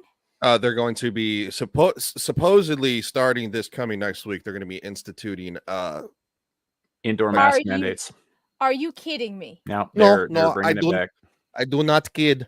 Nope. Never again. I don't kid about California. That place is screwed up. Wait, are they seriously considering doing that again? No, they're not. Yeah, it's being tossed around, but the fact that the public knows about it means it's probably happening. Yeah, it's already been put out there. I mean, you have to realize, and who I heard it from was Gary from Nerdrotic. Yeah, that's where I heard it. He's in California. No, I he think was. No, He he's got not. out. I think he might have just got back. But yeah, he was there, and he's like, yeah, those doofuses are. Yeah, they are doing that whole thing. Yeah, this is why, California is under the thumb of the same group of people that Canada is. Mhm. The same group of people. They all answer to Darth Schwab in one form or another. I mean, and how in the heck are they going to start taxing people? I'm sorry, not taxing. Making gas powered cars illegal in 2034 something like that. Because they're idiots. It's not going to happen. There's no I way mean, they they can already do it. have rolling blackouts there. Like, what is wrong with you? This is had been a consistent problem in this debate of sustainability forever. I mean, Chow knows more about this kind of thing than I do, but the fact of the matter is if you were just going to stop the one thing that is working without a solid and viable replacement in place, then things are just going to crash to a halt. I mean, the fact is that EV is unreliable, it's unsustainable. It costs a whole lot more than people are saying. It all those lithium batteries that they keep dumping out in random places, really not good for anybody or anything. Those things are horrible for the environment. Yeah, neither are the solar panels too. They're only 100% efficient for like 6 years, and then you're supposed to dump them. Where do you dump them? They dump them in a landfill. So all those metals seep into the ground. And even just outside of an environmental perspective, like how much does it cost to make a solar panel versus how much does it save you? How much does it end up paying towards its purchase price? Well, seeing as from what I understand, currently they're made in China. China. So if we were to move them here, they'd probably cost double. Sure, but the materials that they make them out of, are probably. Let me see if I can Google it. Yeah, that'd be good. And with a lot of stuff, although I did hear Musk saying something the other day about wanting to lean back into the hydrogen powered car, which I'd be all right with. I think to a degree, you'd have that. They're efficient. They hydrogen energy is excellent for a lot of things. The only problem with it is that it's slightly unstable. So you always have that little bit of uncertainty about whether or not you're sitting on a bomb. Yeah, but how's that any different from gasoline? Gasoline isn't as explosive. True. There's. I beg to differ. I have done some really shady shit with gasoline. All right. Yeah, but you're one of the exceptions. Most people don't do shitty stuff with gasoline. It says a good rule of thumb is that on average, 1 acre field of solar panels will cost from $400,000 to $500,000 before government incentives. Jesus so I walked back to shady shit with gasoline, and I'm scared I've walked into a Tyler Durden meeting. What did I miss? You don't want to know. I think you're a little too obsessed with that movie, dude. The first rule of Fight Club is you do not talk about Fight Club. Yes. I mean, it is Fair kind of enough. a cultural movie. You know, First kind of rule a about cult. Chowd talking about shady shit is you do not talk about Chowd talking about shady shit. The first rule of Project Mayhem, you don't. Well, no. So I bring it up a lot because Samuel and my buddy James are both insomniacs, and at least one of them knows how to make. One of them's very good at chemistry. So I don't know about Samuel, but it's just I think it's funny. I could blow some shit up if I had to. What? I could blow some shit up if I had to. You know how to make soap? Yes. I know how to. Yeah, basically, yeah. No. Samuel just Tyler Durden wouldn't happen. Illuminati confirmed. Well, I mean, my psyche's intact for the most part. But I don't know. You look like you could split with Edward Norton at any time. You know what? I wouldn't mind that. He's a better looking dude. I mean, I wouldn't know. All I see is a green tentacle monster with a beanie. Right. Edward Norton is a better looking dude. No. Nah, I take, but tentacle monster with a beanie is much cooler, and a cool beanie at that. I mean, I'd take his bank account. Right. I give a shit how he was. I identify as a multi-billionaire, so where's my stuff? Wait, Yeah. you really lives in the UK? Yeah. Huh. Yeah. You have not noticed that? We have No. an intercontinental audience. No, I know we have that. I just didn't. I thought for some reason I guess I'm just misremembering or thinking of someone else. I thought UA mentioned living on the West Coast or something. No, I remember Nope. you mentioned that. And I am an idiot, and I Fiji is in apologize, South UA. Africa. I don't like tentacles, Alexia, because a certain part of the internet is horrific. What Yes, part of the but now internet are we you have- swimming out to, dude? Yeah. Mukbangs with live octopi. You know, dude, my my YouTube handle used to be Hentai Surprise. I remember. Yeah. You told me that, and I find Yeah, that no, hysterical. I remember hearing you talked about that once too. It's still my Alexia. email and my ad at Twitter. Yeah, that's okay. Yeah, that's where I saw it from. I knew it was somewhere. Yeah. Yeah. Did I tell you where I got that from? Because it's not as dirty as it sounds. No. There's something I remember you mentioning it briefly. Yeah, it's with the Dragonborn DLC of Skyrim, right? So you get to the end boss, and when you beat him, you get certain items, one of which is a magic staff. Now, the staff, what it does when you use it, it causes poison tentacles to erupt from the ground beneath an enemy's feet. Mhm. So I renamed it the Staff of Hentai Surprise. Actually, that's And kind of cool. That's it. That's the whole thing. It's just a joke about a game I used to play. Okay, question: which one through online? Which one is the best Elder Scrolls in your opinion? I have only ever played Skyrim. I know played that's a because you're a baby. Give you a hard time. Give you a hard time, dude. No. I Most saw people have only Oblivion. played Skyrim. For me, it's I've seen Oblivion. Oblivion and Yes, the, Oblivion. I have I played saw Oblivion. I was played gonna get Skyrim. it. I saw the gameplay trailer and I'm like, that looks so clunky. I'm gonna give myself an aneurysm, so I'm just gonna mod Skyrim. Play I haven't played Oblivion. It's so great. I It haven't is played by Oblivion. far the best one. No, I haven't played it. I have played the first half an hour of Skyrim. I got bored, but I have played ESO.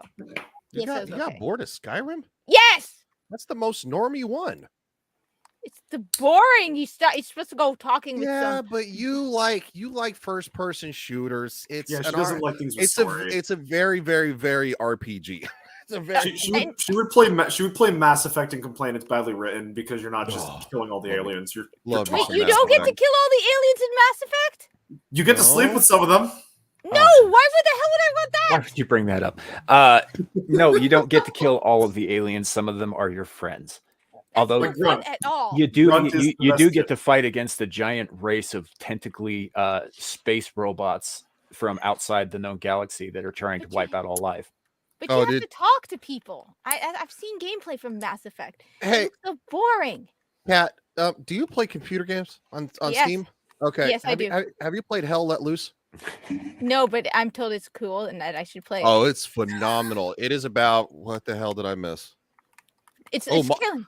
Morrowind is on my list to well, actually, they're all on my list to play again. I want to play like 1 through all of them on Steam, but Morrowind was my introduction to the series. Oblivion my was favorite. actually mine, but I do want to play them all from the beginning. Same with like the Fallouts and stuff like that. Isn't It's on the list. isn't there also an Elder Scrolls that like takes place on like like a really, really old one with like one of the biggest maps in gaming history. That's like the I might just be misremembering where the Britons are. The Britons. It's not Guild Wars 2. Guild Wars 2 is the better one. No, like so you know like the stretch, like the little peninsula where the Britons are in Elder Scrolls. No, Yep. am I just crazy? Yes. Yeah, isn't there a game set there as well, or was that one of the ones that was brought up? Maybe it's ESO Online. No, it's not, because like I remember, I might just be crazy, but I You remember are seeing crazy, like but that's beside the point. We all I remember agree. seeing like the biggest. That's not video Somerset game- Isles, is it? It I might don't know. be. There's like one. Apparently, one of the I saw like a video comparing like the biggest video game maps in history, and one of them looked very much like that bit of the world, and I'm like, huh, that's weird. It might be Elder Scrolls Online. I don't know. I could just be crazy. Well, you already agreed. We're all crazy, and you're among us. So No, it's definitely not Arena. Arena's very I pulled it up on my current computer and I was like, wow, that looks very dated. Of course, I'm also planning on playing all Tomb Raider games again too, and I downloaded Tomb Raider 1 from '96, and wow, that looks bad too. It's like Yeah, very that one's got the good mods. yeah, no, I know. I mean, it's kind of funny. You know, you go back in time and play old game. Now, Tomb Raider Legend with the updated mods on my new computer looks gorgeous. I was like, whoa, it looks almost as good as probably like some PlayStation 4 games. Like it was incredible looking. I'm not joking. But anyway, on a gaming tangent, sorry. no, No worries, no well, worries. no, well, The blend cat. look. If there's more talking than shooting, though, I am planning on getting the older God of War games because God of War is awesome. Mhm. If there's Yeah, more there's almost talking, no talking in those. good. If there's more just talking than banging. killing, then I don't want to play your game.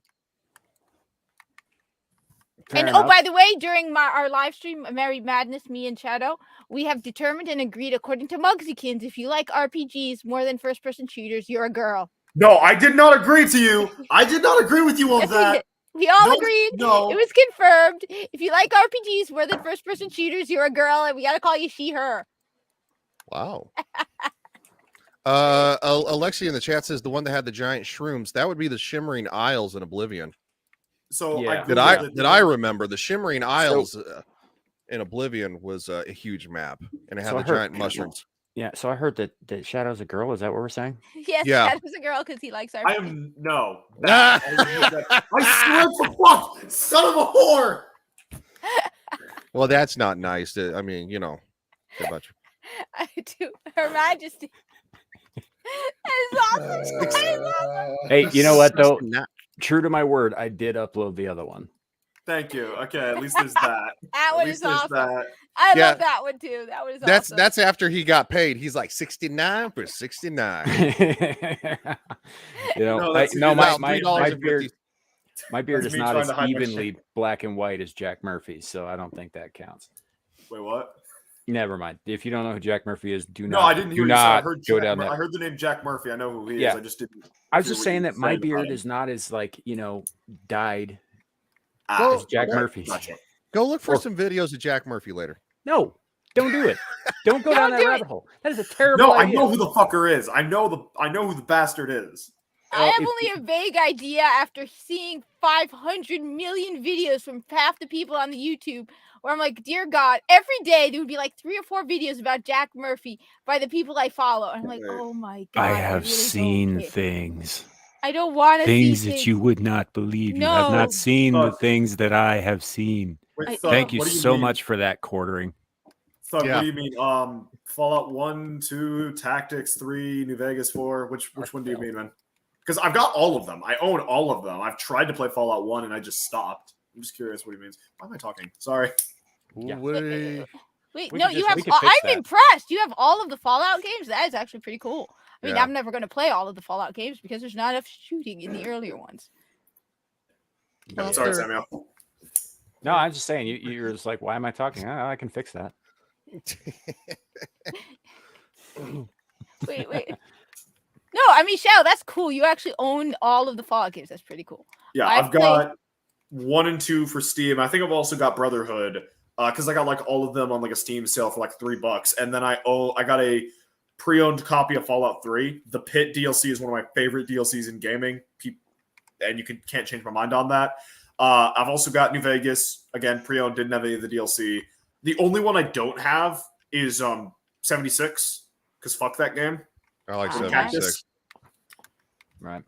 You have to have a little more imagination for 76. Sorry, Samuel. I didn't mean to cut you off. Oh, no worries. Chow, you want to Chow and Kat, you want to take over for just a second? I will be right back. Well, I would just say, if you're looking for a really good YouTube channel that talks about the lore of Fallout, Oxhorn. Yeah, I used to. I watch Oxford now. I still do. Yeah, I used to watch them a lot, and then I kind of fell off Fallout because I've just fallen off like science fiction in general and fallen more into fantasy and stuff. Though I do have the Fallout games, so I'm gonna play those at some point. I tried to play one on my older laptop, which let's call it an experience and leave it at that. That thing could barely run that like 30-year-old game, which I think is funny. In the chat, Alexia, yeah, there was a controversy with Oxford because there was some stuff taken from years ago, like a decade, and of course, you know, this is the time like with all that stupid Me Too crap. He's making fun of like a fat girl with some friends, and you know, and then of course, he had an old blog or something like that where he said he didn't agree with you know, gay marriage, but you know, it was like over a decade ago. And there was a lot of receipts. You know, there are other YouTubers that actually dug into the receipts, and they weren't defending them. They're just saying, hey, this is what happened. This is everything. You know, they kind of and so no, there are people who just blew it out of proportion. And you know, I still watch his content. Him and Jeremy from Geeks and Gamers are the reason I started YouTubing. So he has definitely very much changed his mind. I mean, but he's also in his 40s now. You know, this is back like in his 20s. Like, yeah. I am not the same person at 28 that I am at 37, like not even close.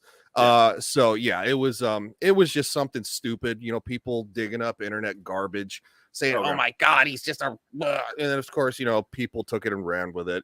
You know, he's got over 1 million subs. So, you know, you look at Jeremy from the Accordion, over 1 million subs, you get YouTubers, 5,000 subscribers. They like to go out there and just talk shit. It is what it is. I don't. Well, I'm not saying you Except Skill Up. I have a thing against Skill Up at this point because he came at me on Twitter about he was acting like a baby over the whole $8 thing, and he did it in such a passive aggressive way. So Skill Up, I mean, I don't do it because I don't even know how many subs he has. I was just like, him and his fanboys attacked me after I said he was okay, maybe I deserved it. I did call him like a baby a loser ass bitch for whining about the $8. No, the girl wasn't underage though. She was very obese. And what are we on? We're talking about another YouTuber that got brought up. Ryan was clarifying what happened. Yeah, and also, if you don't want to give somebody a second chance, I'm not going to tell you have to. I think that's narrow-minded in my opinion. I think everybody's always worthy of a second chance, but it's your prerogative to forgive somebody or not. I'm not going to tell you have to. Now, if you're talking about third, fourth, fifth chances, hell no. But on top of that, things change. I mean, 10 years ago, our views on, I mean, what was it? Obama wasn't even in favor of gay marriage. So I hate to say this, but people are going to have 10 years ago very different takes than they have now. Trump was the first president to come into office with positive views towards gay marriage. Yeah. So even 10 years ago, saying you don't support gay marriage, it's not a controversial take.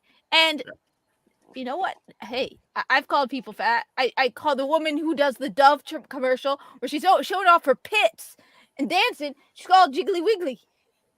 I'm sorry. Well, also, Kat, with that, there are Jiggly two. Wiggly. She jiggles. I'm gonna head on down to the Jiggly Wiggly and get myself a hot dog. She's wiggling and wiggling. She's jiggling and wiggling and showing off her pits. I have not seen this. Do I need to look this up?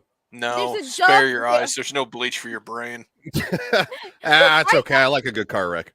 There was a Dove commercial. Thug McCoy, come on, man. Have a little bit of compassion. No, I'm with him on this, man. And touching back on the faith thing, man. You know, to err is human, forgiveness is divine. You want forgiveness, get religion, because you're not getting it from me. Look, I'm not the same person I was a week ago. It takes. it takes a lot for me to cut you off or for me to get really, really mad at you. I will often, it's easy for me to argue with someone and forget about it, be just like, yeah, whatever, we argue. Like for me, if Shadow argues with me, I have no problem with it because I don't care.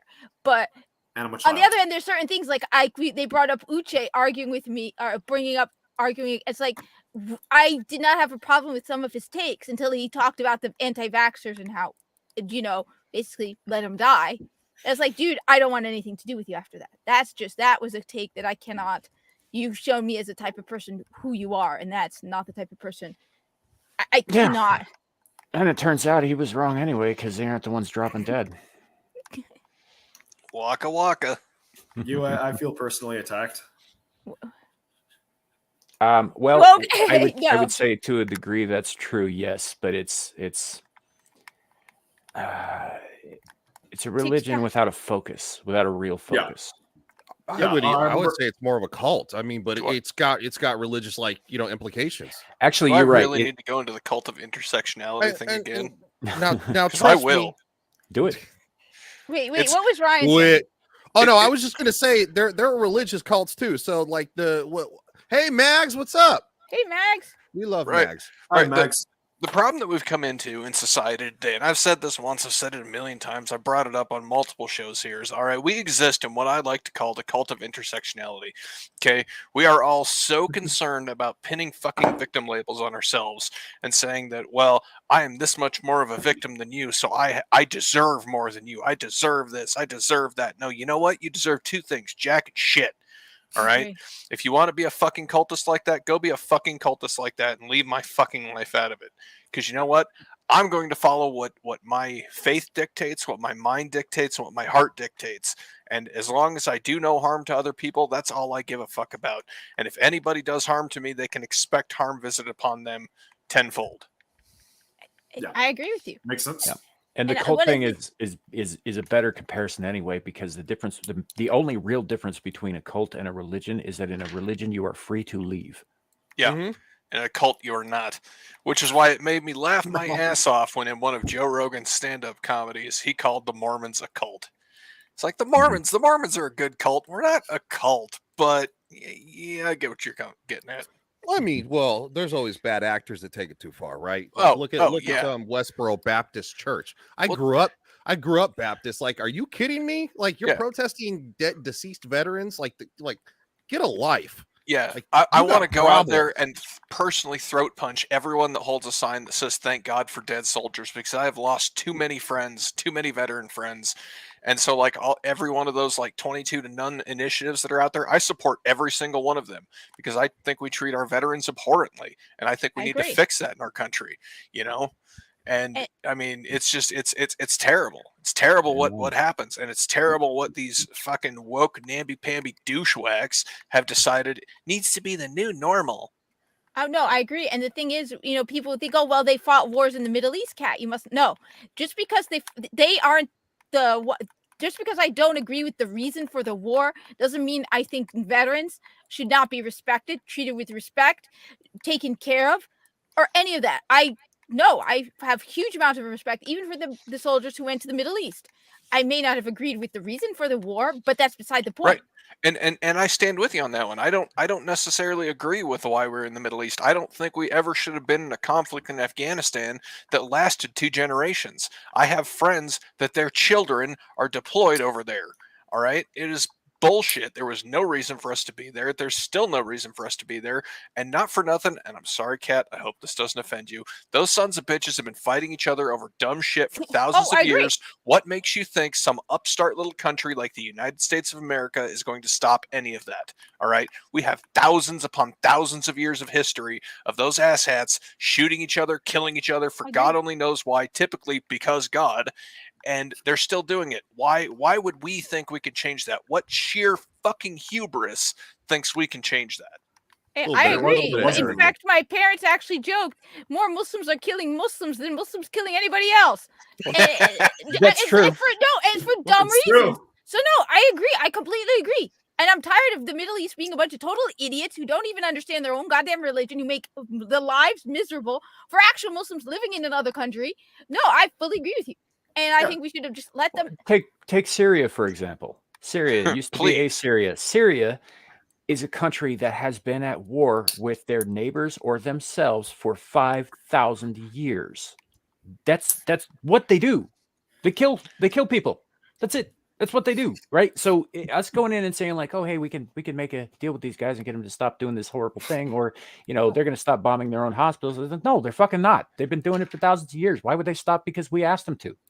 Carrie, I love you, buddy. I look forward to that day. No, I agree completely. The people actually pulling the strings didn't actually give a fuck about that was just the selling point to get the American people on board. Like, for example, the war in Afghanistan. Why the fuck did we spend billions of dollars on forest camo? Like you don't need that. It's a desert. It's a fucking not a desert, but you don't need forest camo. So they put the Space Force in forest camo. Wait, what? That branch wasn't a fucking joke enough. Yeah, no, it's fucking stupid. Like the war in Afghanistan and a ton of other shit there. It wasn't about the bullshit that was being preached. But as I said, it's beside the point. All I just say, like I said, it surprises people when I say, yeah, I respect our military. I respect our veterans. I may not agree with the war, and yeah, they literally fought wars in the Middle East, but they deserve respect. These are people willing to risk their lives for my country and for us. Yeah, they have written a blank check up to and the amount of their life payable to the United States of America. Right. Zillage, that's exactly it. Nobody knows. Nobody remembers why it started. It's just started so long ago. Somebody's grandmother slighted somebody else's grandmother, and they've been fighting over that ever since. Same problem happened with the Serbs and the Bosnians. They've been fighting each other. They've been hating each other over some slight that happened so long ago. No one can remember what it was, and it's like at this point, well, we just keep fighting. Why? Because we always have. The Hutu and the Tutsis, like whose turn is it to slaughter the other one? Right. Yeah. Makes me think of like medieval Europe, just violence over whose uncle gets the right to own a fort on a river for 20 years and just killing for the sake of killing because it's really the only viable option anyone has. Well, I mean, not exactly that, but there's a level of comparison. Eventually, hopefully one can hope that they will wake up and realize but they're not going to wake up with our intervention. And you know what? Yeah, we're not going to stop it. So, but no, and it actually, it makes me think of something I recently watched. I posted it in my community tab. There was a video I found by a guy named Pilgrim Pass, which was basically talking about societal progression and how eventually no matter how advanced you get, you're going to fall back on more archaic forms of society like aristocracy. Society is constantly an ebb and flow of you're the most advanced people and then you fall back to being a bunch of violent savages, and then you advance back up. The Arab world was the most advanced part of the world for a long period of time, rivaling China, and it's just their turn to be the violent savages. Like it was Europe's turn to be the violent savages during that period of time. Well, the Arab world actually had their renaissance about 400 years before it came to Europe. Mm-hmm. Yeah. It just saddens me because I don't want the Middle East to fall apart, and I really don't like seeing Muslims doing what they're doing to each other. Though, I mean, it's something that unfortunately human beings are always going to. We're always going to resort to that tribal mentality. I don't ever think there's going to be a world utopia like the World Economic Forum wants. No, utopia is impossible. Yeah, first off, you would have to kill. You'd have to end everybody who doesn't agree with your positions. First off, because anybody who's going to oppose you is dangerous. And then, of course, you would have to basically indoctrinate everybody else into your worldviews. And even then, you're still going to get breakout. I would like to think of it as a way of like the movie Equilibrium. Like they had to like dull everybody's like take a drug to dull everybody's emotions so nobody had emotions to kill each other. Which is just as wrong as letting them be. Let them do the thing. Yeah. So every bit as wrong as that. I think they brought it up again in Serenity, the movie Serenity, which is Jesus, Mags. Right. Yeah, that's wow. But yeah, that's kind of what I'm getting at, because they create this stuff called the Paxilon, I forget the full name of it. Anyway, and it's supposed to pacify the populace, and what it does is the populace is pacified totally.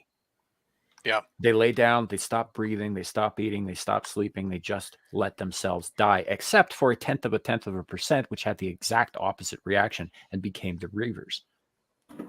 Oh yeah. I've Right. heard Reavers But this aren't is what real. happens. Yeah, Full they are. this is what happens when you try to change people. Yep. Yeah. You know, this is the end result of that. And it always will be. There will always be something Reaver-like to throw a monkey wrench into the works. Always. You know, well, I mean, look what. Sorry. Go ahead. I was just gonna say, look at what's going on in China. I mean, even China, people are finally rebelling. The fact that even in China, people have their own breaking point. That's why, when people anyway, just the fact that even in China, people are standing up and saying that they've had enough. These societies, these totalitarian controlled societies, do not last.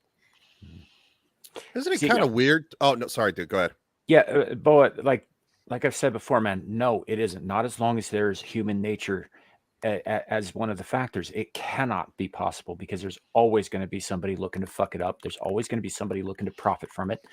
Always, because human beings do not change. We are what we are. So anytime that somebody says this is why utopia doesn't work, right?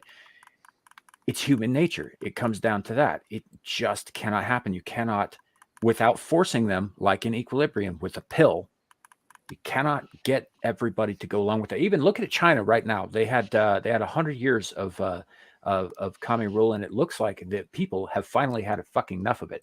And good for them. I hope they kick the goddamn CCP's teeth down their motherfucking throats. Mm-hmm. But that said, like it cannot last. It just can't. And they tried to force people to get along, to go along. They tried to force people to be okay with this shit. Well, it also goes to say too that whether it's good or bad, nothing lasts forever. And I hate to say it, that goes with the United States too. I wish the United States could go on for thousands of years and be the best thing in the world ever, but it's not going to be. It's never going to happen. And everything has to change. Everything has to evolve. And good times make weak people, and weak people find problems to bitch about. And then, of course, because people need struggle, they need something in their life that's going to challenge them. If we all sit in a chair and get to do whatever the hell we want all the time, then, there's no struggle there. You're going to get bored, and you're going to start screwing with somebody else just because you want to.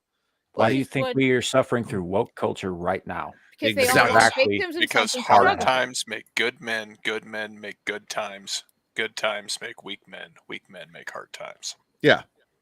Like, I never would have thought that I never would have thought I would have gotten called some of the kind of, I would have gotten called some of the kind of names on Twitter that I've been called, because I'm just like, what? Like, what do you talk? Like, you just see these people who are just like, they're just like, they're soft and malleable, and they just bend the knee. And I'm like, you can kiss my ass. Like, this whole freedom of speech thing, when it comes to Twitter, you can kiss my ass. There is no, the First Amendment is absolute. And for the fact that there are politicians revealed in these files, they're like, well, it's not absolute. No, it's absolute. I love you too, Mags. Hope to get you back on our show soon. I know you're taking a break, but which is great. You do you. No, it's absolute. There is no bending room. If somebody wants to tell me to take a pistol, stick it up my booty, and pull the, like, they can say that. They're not physically threatening me. It's very different if they say, I'm going to come to your house and I'm going to, that's different. But if I want to tell somebody to F the hell off on Twitter, I should be able to tell somebody to F the hell off on Twitter. Yeah. It's just words. You'll live. Yeah. No, that's so something that really just pisses me off. I'm on different like gaming forums for like video games I like playing, like Total War Warhammer or For Honor. And one of the things that always pisses me off on For Honor is you'll always have someone post someone's emblem, which will be like a swastika or like the BLM symbol or like a symbol from a political group, and then they'll bitch that I can't believe Ubisoft allows this, and I'm like, dude, this person is existing. Like, yeah, they're getting the reaction you want. Fuck off. It doesn't affect you. Oh, but you clearly exist in a realm where you don't need to worry. No, That's don't- Smeagol? Sounds like Oh, Smeagol. I was just doing a random voice. It's probably a bad Smeagol. But well, like their Sounds argument like is Smeagol. the symbols have power and they hurt people because words can hurt. And I'm like, yeah, they can if you give them power. Just fucking ignore the losers and you don't need to listen to it. But Stupid rogue fascist. He ruins it. hey, Holy hey, real cow. quick. Do you guys think that the ring groomed Smeagol with all the fingering? probably, Oh yeah, absolutely. probably, definitely. Isn't Smeagol several thousand years old though? I It's think he's like like 530. Yeah, 500 something. Okay. Yeah. Because he got the ring and the ring gave him quote unnaturally long life and he lived under the caves of the Misty Mountains for roughly 500 years. Okay. Yeah, he should have only lived to like 150 or something like that. Not Even that'd be old for one of the river people. So Right, like but he maybe was 100, he was 120. pretty I think young like when he got the 80. ring. I think 80 is like when most howdy res. I think 80 is like when most hobbits die. So it was weird that Bilbo lived as old as he did. He And- lived as old as he He had did the because he ring. got the ring. Yeah, Yeah, because the he had one the ring. fucking ring. Yeah. Yeah, but he Yeah. got the ring when he was relatively young for one of the river folk, because it makes mention specifically that he's driven out by the matriarch of his tribe because he didn't come back with Deagle, and they suspected him of murder but couldn't prove it, so they drove him out. But him and Deagle were about the same age, and they were not children, but they were not like recognized as adults yet, so they could have been probably in their early 20s or 30s. I don't know however like me. that works with hobbit type creatures. Right. How about that rings of power? How about not? How about not? No. It reminds me just of something somebody posted on Twitter where they said, it Hey, Red. says, the wokey wokes are like people who don't like mangoes and like oranges and say because they don't like mangoes, nobody can have mangoes. Yeah. I like mangoes. Look, yeah, it's- I like the oranges. time has come. Maester Chow has to leave. Wait, But, primal. There becomes a problem with that because a lot of like something that might be a blue state is only a blue state because Detroit. Yeah, put a pin in that, Shadow. Go ahead, John. Sorry. Yeah, I'll say, you guys, it's been great to talk to you this week. Hopefully, I'll be back next week. I got off ski. I got some things to take care of, and yeah. So, Kat, good to see you. Ryan, Likewise, as always, you good have to see Yeah, you. buddy. a glorious Shadow, beard. peace out. Yeah. And man. Sam, I'll catch you after the show. All right. Talk to you then. All right, bye. Glorious beard. He has glorious beard. Sorry about that. Oh, no worries. That's No, it's okay. just, You have to- Go ahead. Sorry, dude. Yeah, you just gotta kind of like step back when somebody's like making their exit is all. Yeah, no, Oh no, I was just gonna say because you messed up, you have to change your name to your title to she her. Just- Just she her. That's it. You can't be. no. If I'm doing that, I'm doing her she. 'Cause I love- As in highway. Yeah. No, Yeah. No, Hershey Highway? wasn't it? I think it was Dreaming Tabitha on your stream, Ryan, where she was like, my pronouns are her, she. Yeah. I think I remember that. Yeah, that was freaking That's diabolical. I perfect. loved it. We just don't like terrible. We just dislike Okay. terrible writing and for going. Cat hates me for this opinion. I've expressed this opinion. If Rings of Power hadn't been a Lord of the Rings show and they touched up a little bit of the dialogue, it could have been going off the first episode. I didn't get past the first episode. If that had been a pilot for a non-Lord of the Rings show, Oh no. I wouldn't have hated it. But the fact it was Lord of the Rings, I hated it. Watch Shad's videos. They're I did. better. I watched a little bit of it. I don't know. Shad's video I will. understand. Probably. If you watch Shad's videos with the fucking Night say Watch, after he goes through and shows you every single really stupid point. I And pointed. so it made, I saw a lot of the stupid points. I saw a lot of that stuff, and even then, I saw a level of potential if they had just not tried to make a Lord of the Rings show. no. I just would like to interrupt and say House Black for the win, by the way. Greens, especially with some of the stuff that's gonna happen based on the book. Now I'm using the book, of course. Some of the stuff that is gonna happen really reinforces the Greens, in my opinion. I'm gonna go with House Black simply because Ryan is older and wiser. I'm going with And I House trust him. Chartreuse. No, See, you don't know. I want to go with Chartreuse too. Personally, I would prefer the Shepherd, who is a character that I am excited to see in the next season. Because egalitarianism for the masses. Wait, most of these people can't read. Never mind. Let's go back to the Greens. I like It's gonna get you. If you guys thought the first season had some pretty heavy fatalities, Oh, season it's gonna two's get gonna be- nuts. They're supposed to not be just doing the like war. like not 4. just the war. Supposed to be doing like 4 seasons, possibly 5. George said that's what 4 or 5 seasons. And they'll probably do 4. I think 5 might stretch it just a smidgen. 4, even 4 feels like even 4 very much feels like stretching. I think if you're gonna touch all the bases and tell the story the way you should and not rush through season 8 like it was previously done, I think if they do it well, they can capture the audience for 4 seasons. Yeah. Now, if you rush through it, you're just gonna piss people off again, in my opinion. Yeah, no, I agree, but I'm thinking more of like how The Hobbit, for example, making it a single movie like some people wanted would probably not have worked very well tonally, but 3 movies was way too much. I think you definitely want more than 2 seasons, but I think 4 or 5 would definitely be pushing it just because like just how much is going on in the books. Well, at least in my opinion. We've already got most of the characters established. They can just get right into the violence. We're gonna, like you were saying, The Hobbit, 3 movies, right? Why did they make a whole 3-hour movie out of a page and a half? That's a very good question. And also at the same time, The Hobbit is very specific to where to where the Dance of the Dragons is very very loose. It's like 3 different interpretations. So I think if they hone that down, because that book was written, in my opinion, kind of sloppily. If they hone it down to what actually legitimately happened and they make that canonical, which is what they're supposed to do, I think it gives it more room to breathe, because that book is very unspecific. If that makes sense. I don't know the book. Wait, Hobbit or Blood and Fire? Blood and Fire, sorry, whatever. Yeah. I call it. It was supposed to be a history book. Like, for example, Mushroom, who's supposedly Rhaenyra's like faithful companion. Yeah, the jester. He's not there. He's a midget. Yeah, he's like Tyrion. He's a jester. He's a court jester. Supposedly he might be coming. Supposedly, it's not confirmed, but anyway.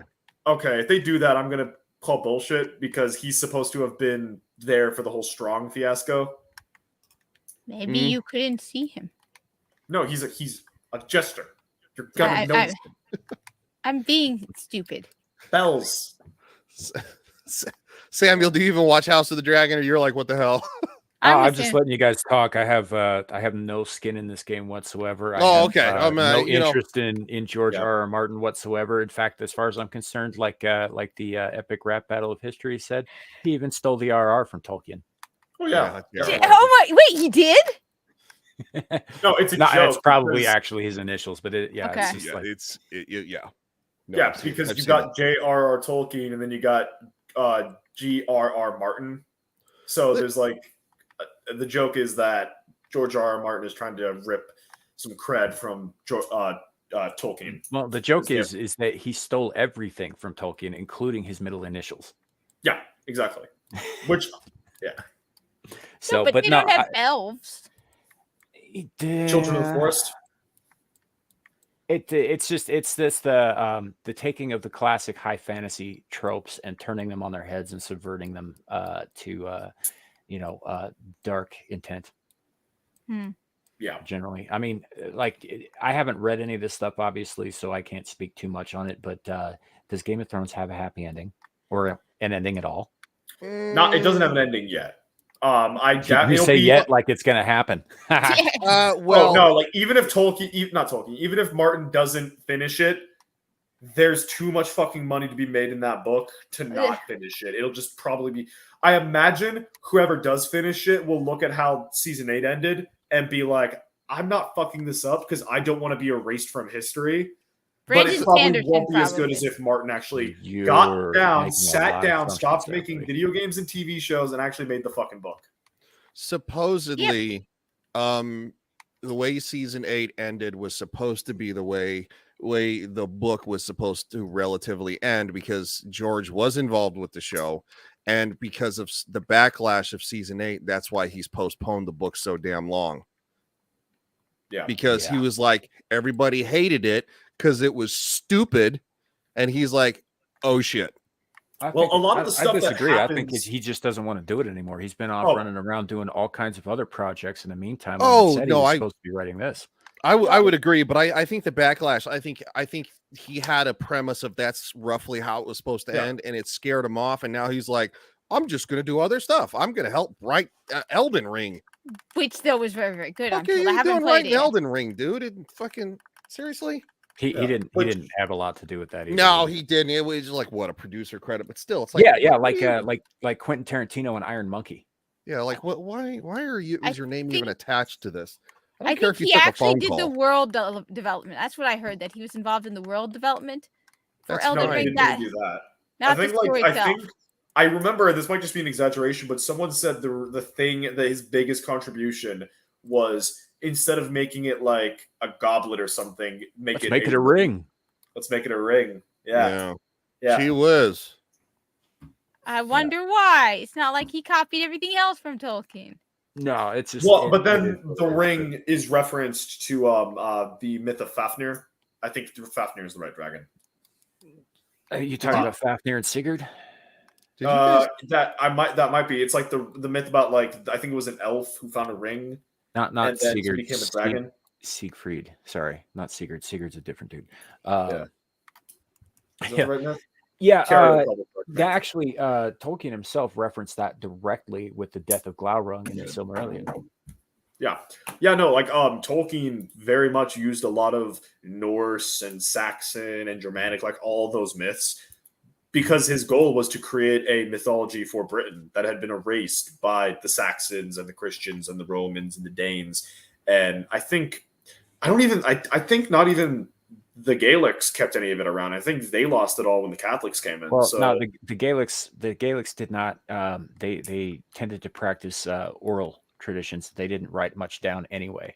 yeah. Well, I didn't mean like lost the books. I mean like those traditions. Right, and that's what I'm saying. Without a written tradition, it's much Yeah. easier for those things to be lost in time if it's just an oral tradition. This is why, Yeah, exactly. for instance, with the Norse mythology and the ancient Norse religion, what we know about that comes from the poetic and the prose Eddas, which were written down by Christian monks who are attempting to preserve what they can, which is also why they have a certain slant. But everything else, like the Norse didn't write shit down. I mean, they used runes to write, messages and to, like marked away and all that sort of thing, but they didn't write books of their stories down. They just passed them down orally, which is why so much of that is gone, which is why if you read the Eddas, it feels like there's huge portions of it just missing. Some of it was edited out by the monks who wrote it down, and a lot of it they just didn't have access to because nobody remembered it. Yeah, it's really depressing, but that's what Tolkien wanted to do. He wanted to make a mythology for Britain. And I've actually heard that apparently what inspired him to specifically make Middle-earth the way he did was when, like, around the time he was alive, they discovered that landmass that was once, like, Britain was once a part of Europe in the Ice Age, and he had basically been inspired by that. And I've even heard that the books are supposed to be more like Bronze Age stuff. Like, it's not supposed to be high medieval. It's supposed to be more like the Greeks and Romans kicking each other's asses, if that makes sense. Yeah, it is. But the point of high fantasy is that there's a clear good and there's clear evil. Yeah. And I understand he wanted to be like, oh, well, it's got to have the nuance of real life. And he's missing the point of fucking escapism. Oh no, I meant the aesthetic. It wasn't meant to be like knights in shining armor. It was meant to be like it wasn't meant to be steel. It was meant to be like bronze and stuff. That's what I meant. Like, it was meant to be earlier in human history. Right. No, that's exactly what you're saying is what's one of the big problems with Destiny 2 right now. Because in the beginning, Everything. well, I mean, there's a ton of other things, but what he's saying about a clear good and evil, when Destiny first came out, there was a clear good and evil. You were the good guy.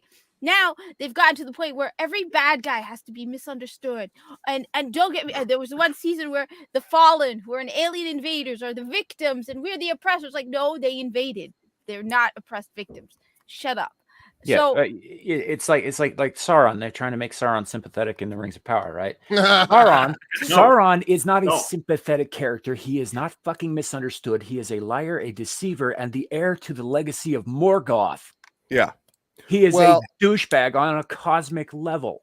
Okay, can I just say it fucking pissed me off? Like, they would talk in like a normal American accent, and then they would get to Morgoth and it'd be like Morgoth. or Morgoth, like the rolling of the R that I can't even do because it's so Morgoth. fucking, yeah, so fucking pretentious. Either roll all your R's that way and do the fantastical voice, or don't, or say Morgoth in an English accent, not English, in an American accent. Don't do fucking both. Or like, Well, let me help you sorry. out there with that. The American way of speaking, the American tongue, does not lend itself well to consistently rolling R's like that. We don't learn that growing up. Now, if they got a bunch of people with backgrounds in Latin languages, for example, it would be a lot easier for them to do because it's sort of part and parcel with that. And in fact, I think it's Spanish. There are two different kinds of rolled R's. One's much harder than the other is, but if you get American actors with American accents and even working with coaches and stuff, they're still going to have trouble with that because it's not a sound that's often found in American English, and even British English, modern British English doesn't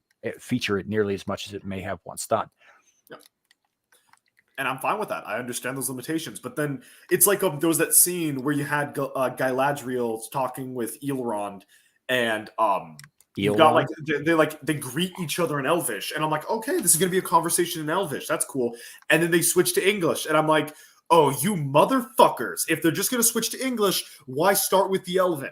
Now, do they just speak in? Do they speak in the land of men? Do they speak in the tongue of men in private instead of their native fucking language? Are you kidding me? I'm sorry. Well, that's something most people probably didn't give a fuck about, but that angered me. Well, I will say this: it is a good way for attention to detail but you also have to realize they wrote this show for idiots, and I'm not talking about like normies, because normies like Lord of the Rings. I'm talking about literal idiots who live with 4 other idiots in a studio apartment, and they all share ramen noodles on Friday night, and they cry about the fact that nobody wants to hang out with them because the patriarchy just doesn't. It's these perpetually miserable people, and that's why they have to write this garbage fan fiction too. Just like this whole nonsense of like, look, if you have 2 characters that have great chemistry in a show, naturally the people who are watching the show are going to want to maybe see a romantic interest there. But when you start shipping characters together like Galadriel and Sal, it's just like, oh my god, what the fuck are you doing? Yeah, it's like, what are you doing? Nobody cares. This is what they're doing. Why is it muted? Yeah, it's because muted. Apparently I muted it, so we're gonna go right back. That should be nice and loud. Yeah, I am not gay. I have relationships with women. Sex with men. And I got news for you. That means you're gay. Yeah. They were. Oh my god, this show is so terrible. And he's so ugly up close. My God, I didn't realize just what he looked like up close.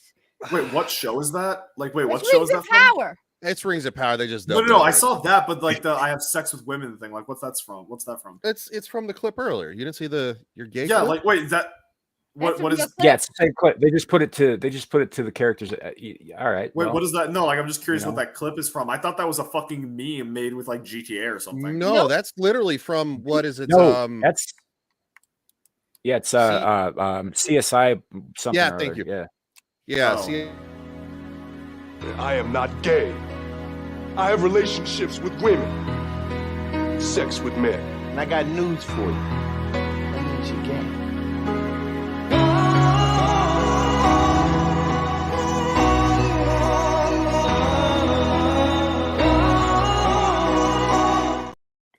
That's not like something some person made. No, What? That is the song was added, but that's the literal dialogue. Yeah, I know that song. That's Guts' theme. From That's Berserk. the literal dialogue from the show. That is whoever wrote that dialogue needs to be fired. Not because it's cringy, but because it's just bad. Oh yeah, there you go. Bo's got it. Special Victims Unit. All right, I mean, thank it's you. better than the dialogue in Rings of Power. So Yeah. no, but it gets better too because in the show, Ice-T's son is gay. So every time he has a murder investigation or a crime investigation he has to deal with that involves homosexuals in any way, he goes to his son that he doesn't otherwise talk to at all to ask him questions. Oh, that reminds me of one of the weaker episodes of Blue Bloods. It's like like a gay bar is getting hit by like a guy will basically lure out gay people or trans people and he'll kill them and then dump their bodies. And there's like this bit where you have this trans person whose friend died is like losing their shit. And it's like, you people don't get trans people go through worse lives than everyone every day. And I'm just like, okay, Danny, please spit back at her about how she's being this person is being a bitch and doesn't understand that people have a harder time than being misgendered. And he just sits there and takes this thing yelling at him about how hard it is to be a trans person. And I'm like, I get that people are being murdered for being trans, but there are people who have had worse lives in this show. No, they're not. Children of gangbangers, wives of gangbangers. Like, it fucking infuriates me that shit like that slips through the cracks because virtue signaling.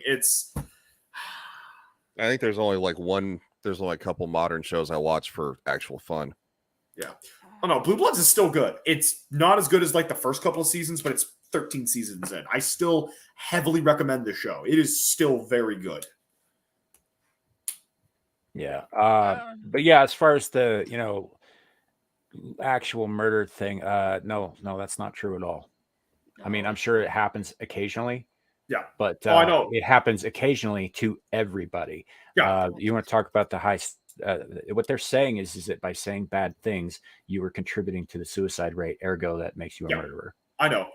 No, like this specific person was like spouting out random bullshit. And I understand the character, friends were dying left, right, and center. There was an active serial killer killing people from that community. I fully understand why but then the show reinforces that belief instead of having a character who has seen people with worse lives, groups of people with worse lives, just sit there and take it instead of yelling back that, hey, the world doesn't fucking revolve around you. It's not as bad as the writing you just flashed on screen, but it comes pretty damn close, all to protect a certain group. I'm not going to say which group, but we all know who it is. Look. Cat. I look. I'm tired of it all. Yeah. I'm with you on that. I'm tired of hearing about it. I'm tired of pretending that it's a normal, or having to curb my words to pretend that it's a normal thing, because it isn't. It's a very, very minuscule offshoot of humanity. No, I'm tired of the fact that they also have turned it into a clown show in a game. And I've said this before, it has become they use trans as an excuse to become part of the Q Granted. group. And most of the people who call themselves trans aren't even trans. They're non-binary isn't trans. Non-binary isn't, or having pronouns like cake and ghost and whatever the hell. That's just an excuse. I've literally seen people who, like, there was this one woman who is clearly a straight woman going, I identify as non-binary, so I'm now part of the queer community. No, that's just them getting brownie points so they can hop on the bandwagon. Most of those people who say that shit don't mean it anyway. I've already said this, and I've said this multiple times. Everyone who has people who are genuine, and the number who are actually trans or gender GID. I don't know if we're even allowed to say that on YouTube anymore. GID are very, very small, and it's like every other mental illness. It's not fun. It's not pleasant. It's not something you want people to have. It's not something, I mean, the fact that they're trying to tell people, oh, you want to have this and it's wonderful and it's joyous and you're going to be injecting yourself drugs for the rest of your life, but hey, it's wonderful and you'll be part of the queer community. They've turned it into a clown show. They've taken what is a genuine mental illness and turned it into I'll drink to that. Wait, hold on. Let's test that theory. Hey, Kat. Oh my God, I can't live anymore. I have a question for you. Do you want to know why? Do you want to know why one of the planes missed its mark on 9/11? Oh no, here we go. Because one of the hijackers got sick, so he sent his wife to be the pilot. Oh, they're just jokes, you two. Wait! I can't live with myself. Oh my God! There's a rope. I need maids. Just a joke. In Minecraft. In Minecraft. Oh my I'm God. sorry, because your channel take it down, Samuel. Well, that's going to get it taken down after Ryan's like Fuhrer performance earlier. I was just gonna say. The Führer is coming. Yeah, The but what about- Führer is The coming. Blitzkrieg. No, okay, we're not gonna do it again. No. Springtime for Hitler, one of my favorite musicals. No, but It's don't like, you whoa, understand you're man. now inflicting violence against Muslims? Yeah. Go No, whatever. it's not, and that's not what it is. It's not people out hunting them down as they love. And it's not even, as far as I can tell, it's not even actual transgenders who are going around saying people are hunting them down. It's people speaking up for them without their permission. Yeah. It's the that's weirdos, right. yeah.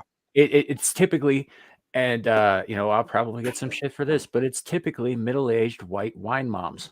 They have nothing Or better to do. 14-year-old white girls on Twitter. Don't forget those. Yeah, But that's a whole other kind of. it's pack. it's also the demographic that Shadow's in, unfortunately, too. And he's, as you grow up, dude, if you maintain these certain positions, which I think you should, because you seem to have a decent head on your shoulders, you're gonna catch a lot of crap. Especially, but you know what? You'll eventually find the people who are like, no, dude, I feel you. Like, I feel the same way. And and things are shifting and stuff. And it's probably going to take another decade. I'll be honest. You'll probably be almost in your 30s, dude, before this stuff is completely dead. No. So Alexia's stepping up for Carrie. Go for it. Awesome. Go for it. I'm gonna screenshot this and send it to him if he's not still here, Yeah. because he's gonna appreciate that. Oh No, my but God, I it's feel so bad funny. for the genuine people. It's the same thing like what they did with Muslims, where they had terrorists hijacking our religion. It's the same thing. There are genuine people who have GID, and some of them don't transition, some of them do. And it's like you've got these crazy lunatics who have turned it into a victim. A way to become a victim, a way to get attention, a way to get special treatment. And that's why I think 99% of these people on Twitter calling themselves neurodivergent, trans, non-binary, queer, gender fluid, whatever, aren't. They're just babies who want attention. And the handful of genuine trans people are the people who are sitting on the sideline going, please stop. Please stop. We just want to live our lives like normal people. Our hair is not pink and purple. We don't have nose rings. They're like like Blair White. They're normal people. And it's not fun, and it's not something you should be encouraging children. So that's why I'm 100% against the children thing. You realize that these kids will be taking drugs for the rest of their lives. Do you really want to do that to a child? Kat, do you know who Buck Angel is? No. I do. Look him up on Twitter. Twitter. He has some things to say that I think you would very much appreciate. And by he, I mean she, because Buck Angel is a transsexual, not transgender, transsexual. And has been for something like 40, 50 years now. And Very outspoken. Very Blair outspoken White. and very against the indoctrination of children. And also calls himself Tranpa, which is hilarious. Yeah. Well, like I said, Alexia's saying some use hair dye. Yeah, but most of them are still normal. Even when they use the hair dye, it isn't meant to make you stand out like a lunatic or an idiot. It's because gender identity disorder is not fun. It's like the people on TikTok who also think multiple personality disorder is fun. It's not fun. And the fact that they've turned it into something that is fun and eager, and that's why I know I'm 100% no. We need. I'm telling you, 99% of these people are going to regret it, or in 10 years. 10 years from now, we're going to have a ton of people going, oh my God, what did I do to myself? I'm never going to have kids. Oh my God, what did I do myself? Because all they wanted was clickbait, attention, to feel special. And it's really, really sad. Yeah, no, it's people want short-term people want that short-term they want that short-term gratification. They want that hit of happiness. And from some perspectives, some people, definitely a lot of people in my generation feel hopeless. They feel like there's no reason to keep going on because whether their home is a shitty place, whether they've lost their faith in God, whether this or that, they have nothing to latch onto. So they see this trans thing, they feel hopeless. They're told that maybe if you switch your gender, you will find happiness, you'll find a way to love yourself. And it's all fucking crap. Don't get me wrong, it's snake oil, but I can understand why people do this. And this brings us back to our initial topic. These are a lot of times, in a lot of cases, these are young people without faith. They need something to fill that hole. Yeah. It's just, you'd think that the people who are genuine would be.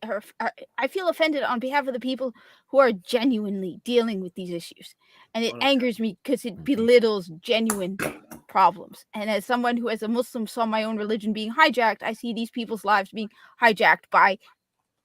Anyway, that's why I get angry about it, and that's why I try not to post about it on Twitter anymore because people, I don't want to deal with it. It doesn't just belittle like the people with the actual problems, but it also belittles everyone who doesn't have them. Mm-hmm. You know, and attacks everyone who doesn't have them. Wait, Shadow, I thought since I'm playing Destiny 2, I'm now him. No. I'm playing I Destiny. I don't agree. I gotta bounce, guys. I probably should make a couple of videos. I haven't eaten either. So I greatly appreciate. Oh, go ahead. Yeah, I think actually we'll probably close it out here. Okay, cool. Let's do it. So if you're good with that, Yeah. because we've gone on, and I think we've gone quite a ways from the initial topic here. But sorry about that.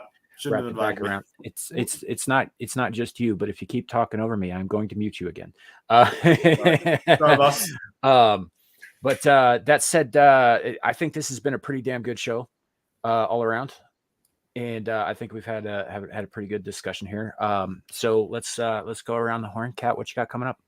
I have 19 ranks left in Destiny 2, and then I can play the Callisto Protocol or God of War. I don't know. I might live stream tomorrow. It depends on how the state of my laundry.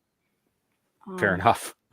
The state of my laundry. If I get it fold early enough, then I'll be able to live stream. If I procrastinate and stare at the pile of laundry, trying to make it fold itself with my mind, then it might not be able for me to live stream because I'm too busy staring at the laundry, hoping it will fold itself. So far, it has never done that, and Buster will not fold it either. Well, you know, he's a cat. She's a cat. What have you? Shadow, what you got coming up? Tomorrow will be the first time I'm able to stream Skyrim on Sunday again. I've been doing these. I've been trying to do these chill Sunday Skyrim streams. Last couple of Sundays have been off due to either school projects or being home with family. I didn't do anything last week because loud house, horrible mic setup. You know how it is probably.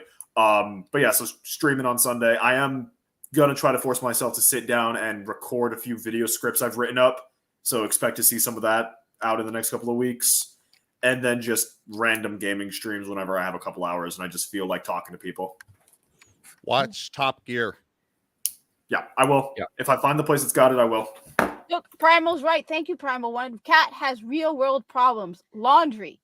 Real world problems. That's true. They have laundry in the third world too. The dirty socks come for us all. Ryan, go. Dirty socks. You know, I should be having I'll be doing a Tomb Raider 1 live stream tomorrow. It should be at 11 a.m. on my Allegiant Games channel. Well, I'll probably stream it to all 3 channels just to say fuck it. And then since I actually missed a Ratchet and Clank stream that I was going to do today because I was having issues getting it to work, I might do that later on tomorrow night. And then, of course, tomorrow evening at 7 p.m. Eastern Standard Time on my Legion Wire channel, I will be doing a live stream with my friend Nadine. We do the Phoenix Legions podcast, and we talk about a lot of the craziness in the world. Sometimes it's a little politically centered. Sometimes it's a little more pop culture centered. So it kind of shifts around, but that's where I'll be. Which Ratchet and Clank? First one. First one, cool. Yeah, I have a friend who she loves the games. She brought me like a year PlayStation Plus subscription just so I'd play it. She's like, you can play it on stream, and I'm like, okay, I'll play it on stream. I'll play all the games. Nice. All right, so Shadow, the Discord. Oh yeah, I'll take. I will grab that. 1 sec. Sorry, probably missed that. That said, by the way, Megs, the Discords that they're talking about, the Cat's got one that they're involved with, and then Carrie is one of our moderators here. The one he has is actually more involved with another channel, the Exiled Lioness. I'm not on any of them, so I don't have the links to any of that stuff. Yeah, that said, okay, I gotcha. I'm sorry. Yeah, just there we go. That said, you can find us here every Saturday at 4 p.m. approximately, give or take a few minutes. for Screaming Into the Void. My friend Lawrence Knight and I do another show on Thursday nights called Abyssal Musings. It's a little later in the night, but we had fun. We have fun with it. I'm also currently streaming God of War Ragnarok, which I am less than happy about doing the further I get into it. No. Why? Why? I don't like that. Do you really want me to answer? In a general way, just say what you're not specifics, but like it did this, and it's like, is it doing the thing where it's like Atreus told Kratos to be better, and he took it like a bitch.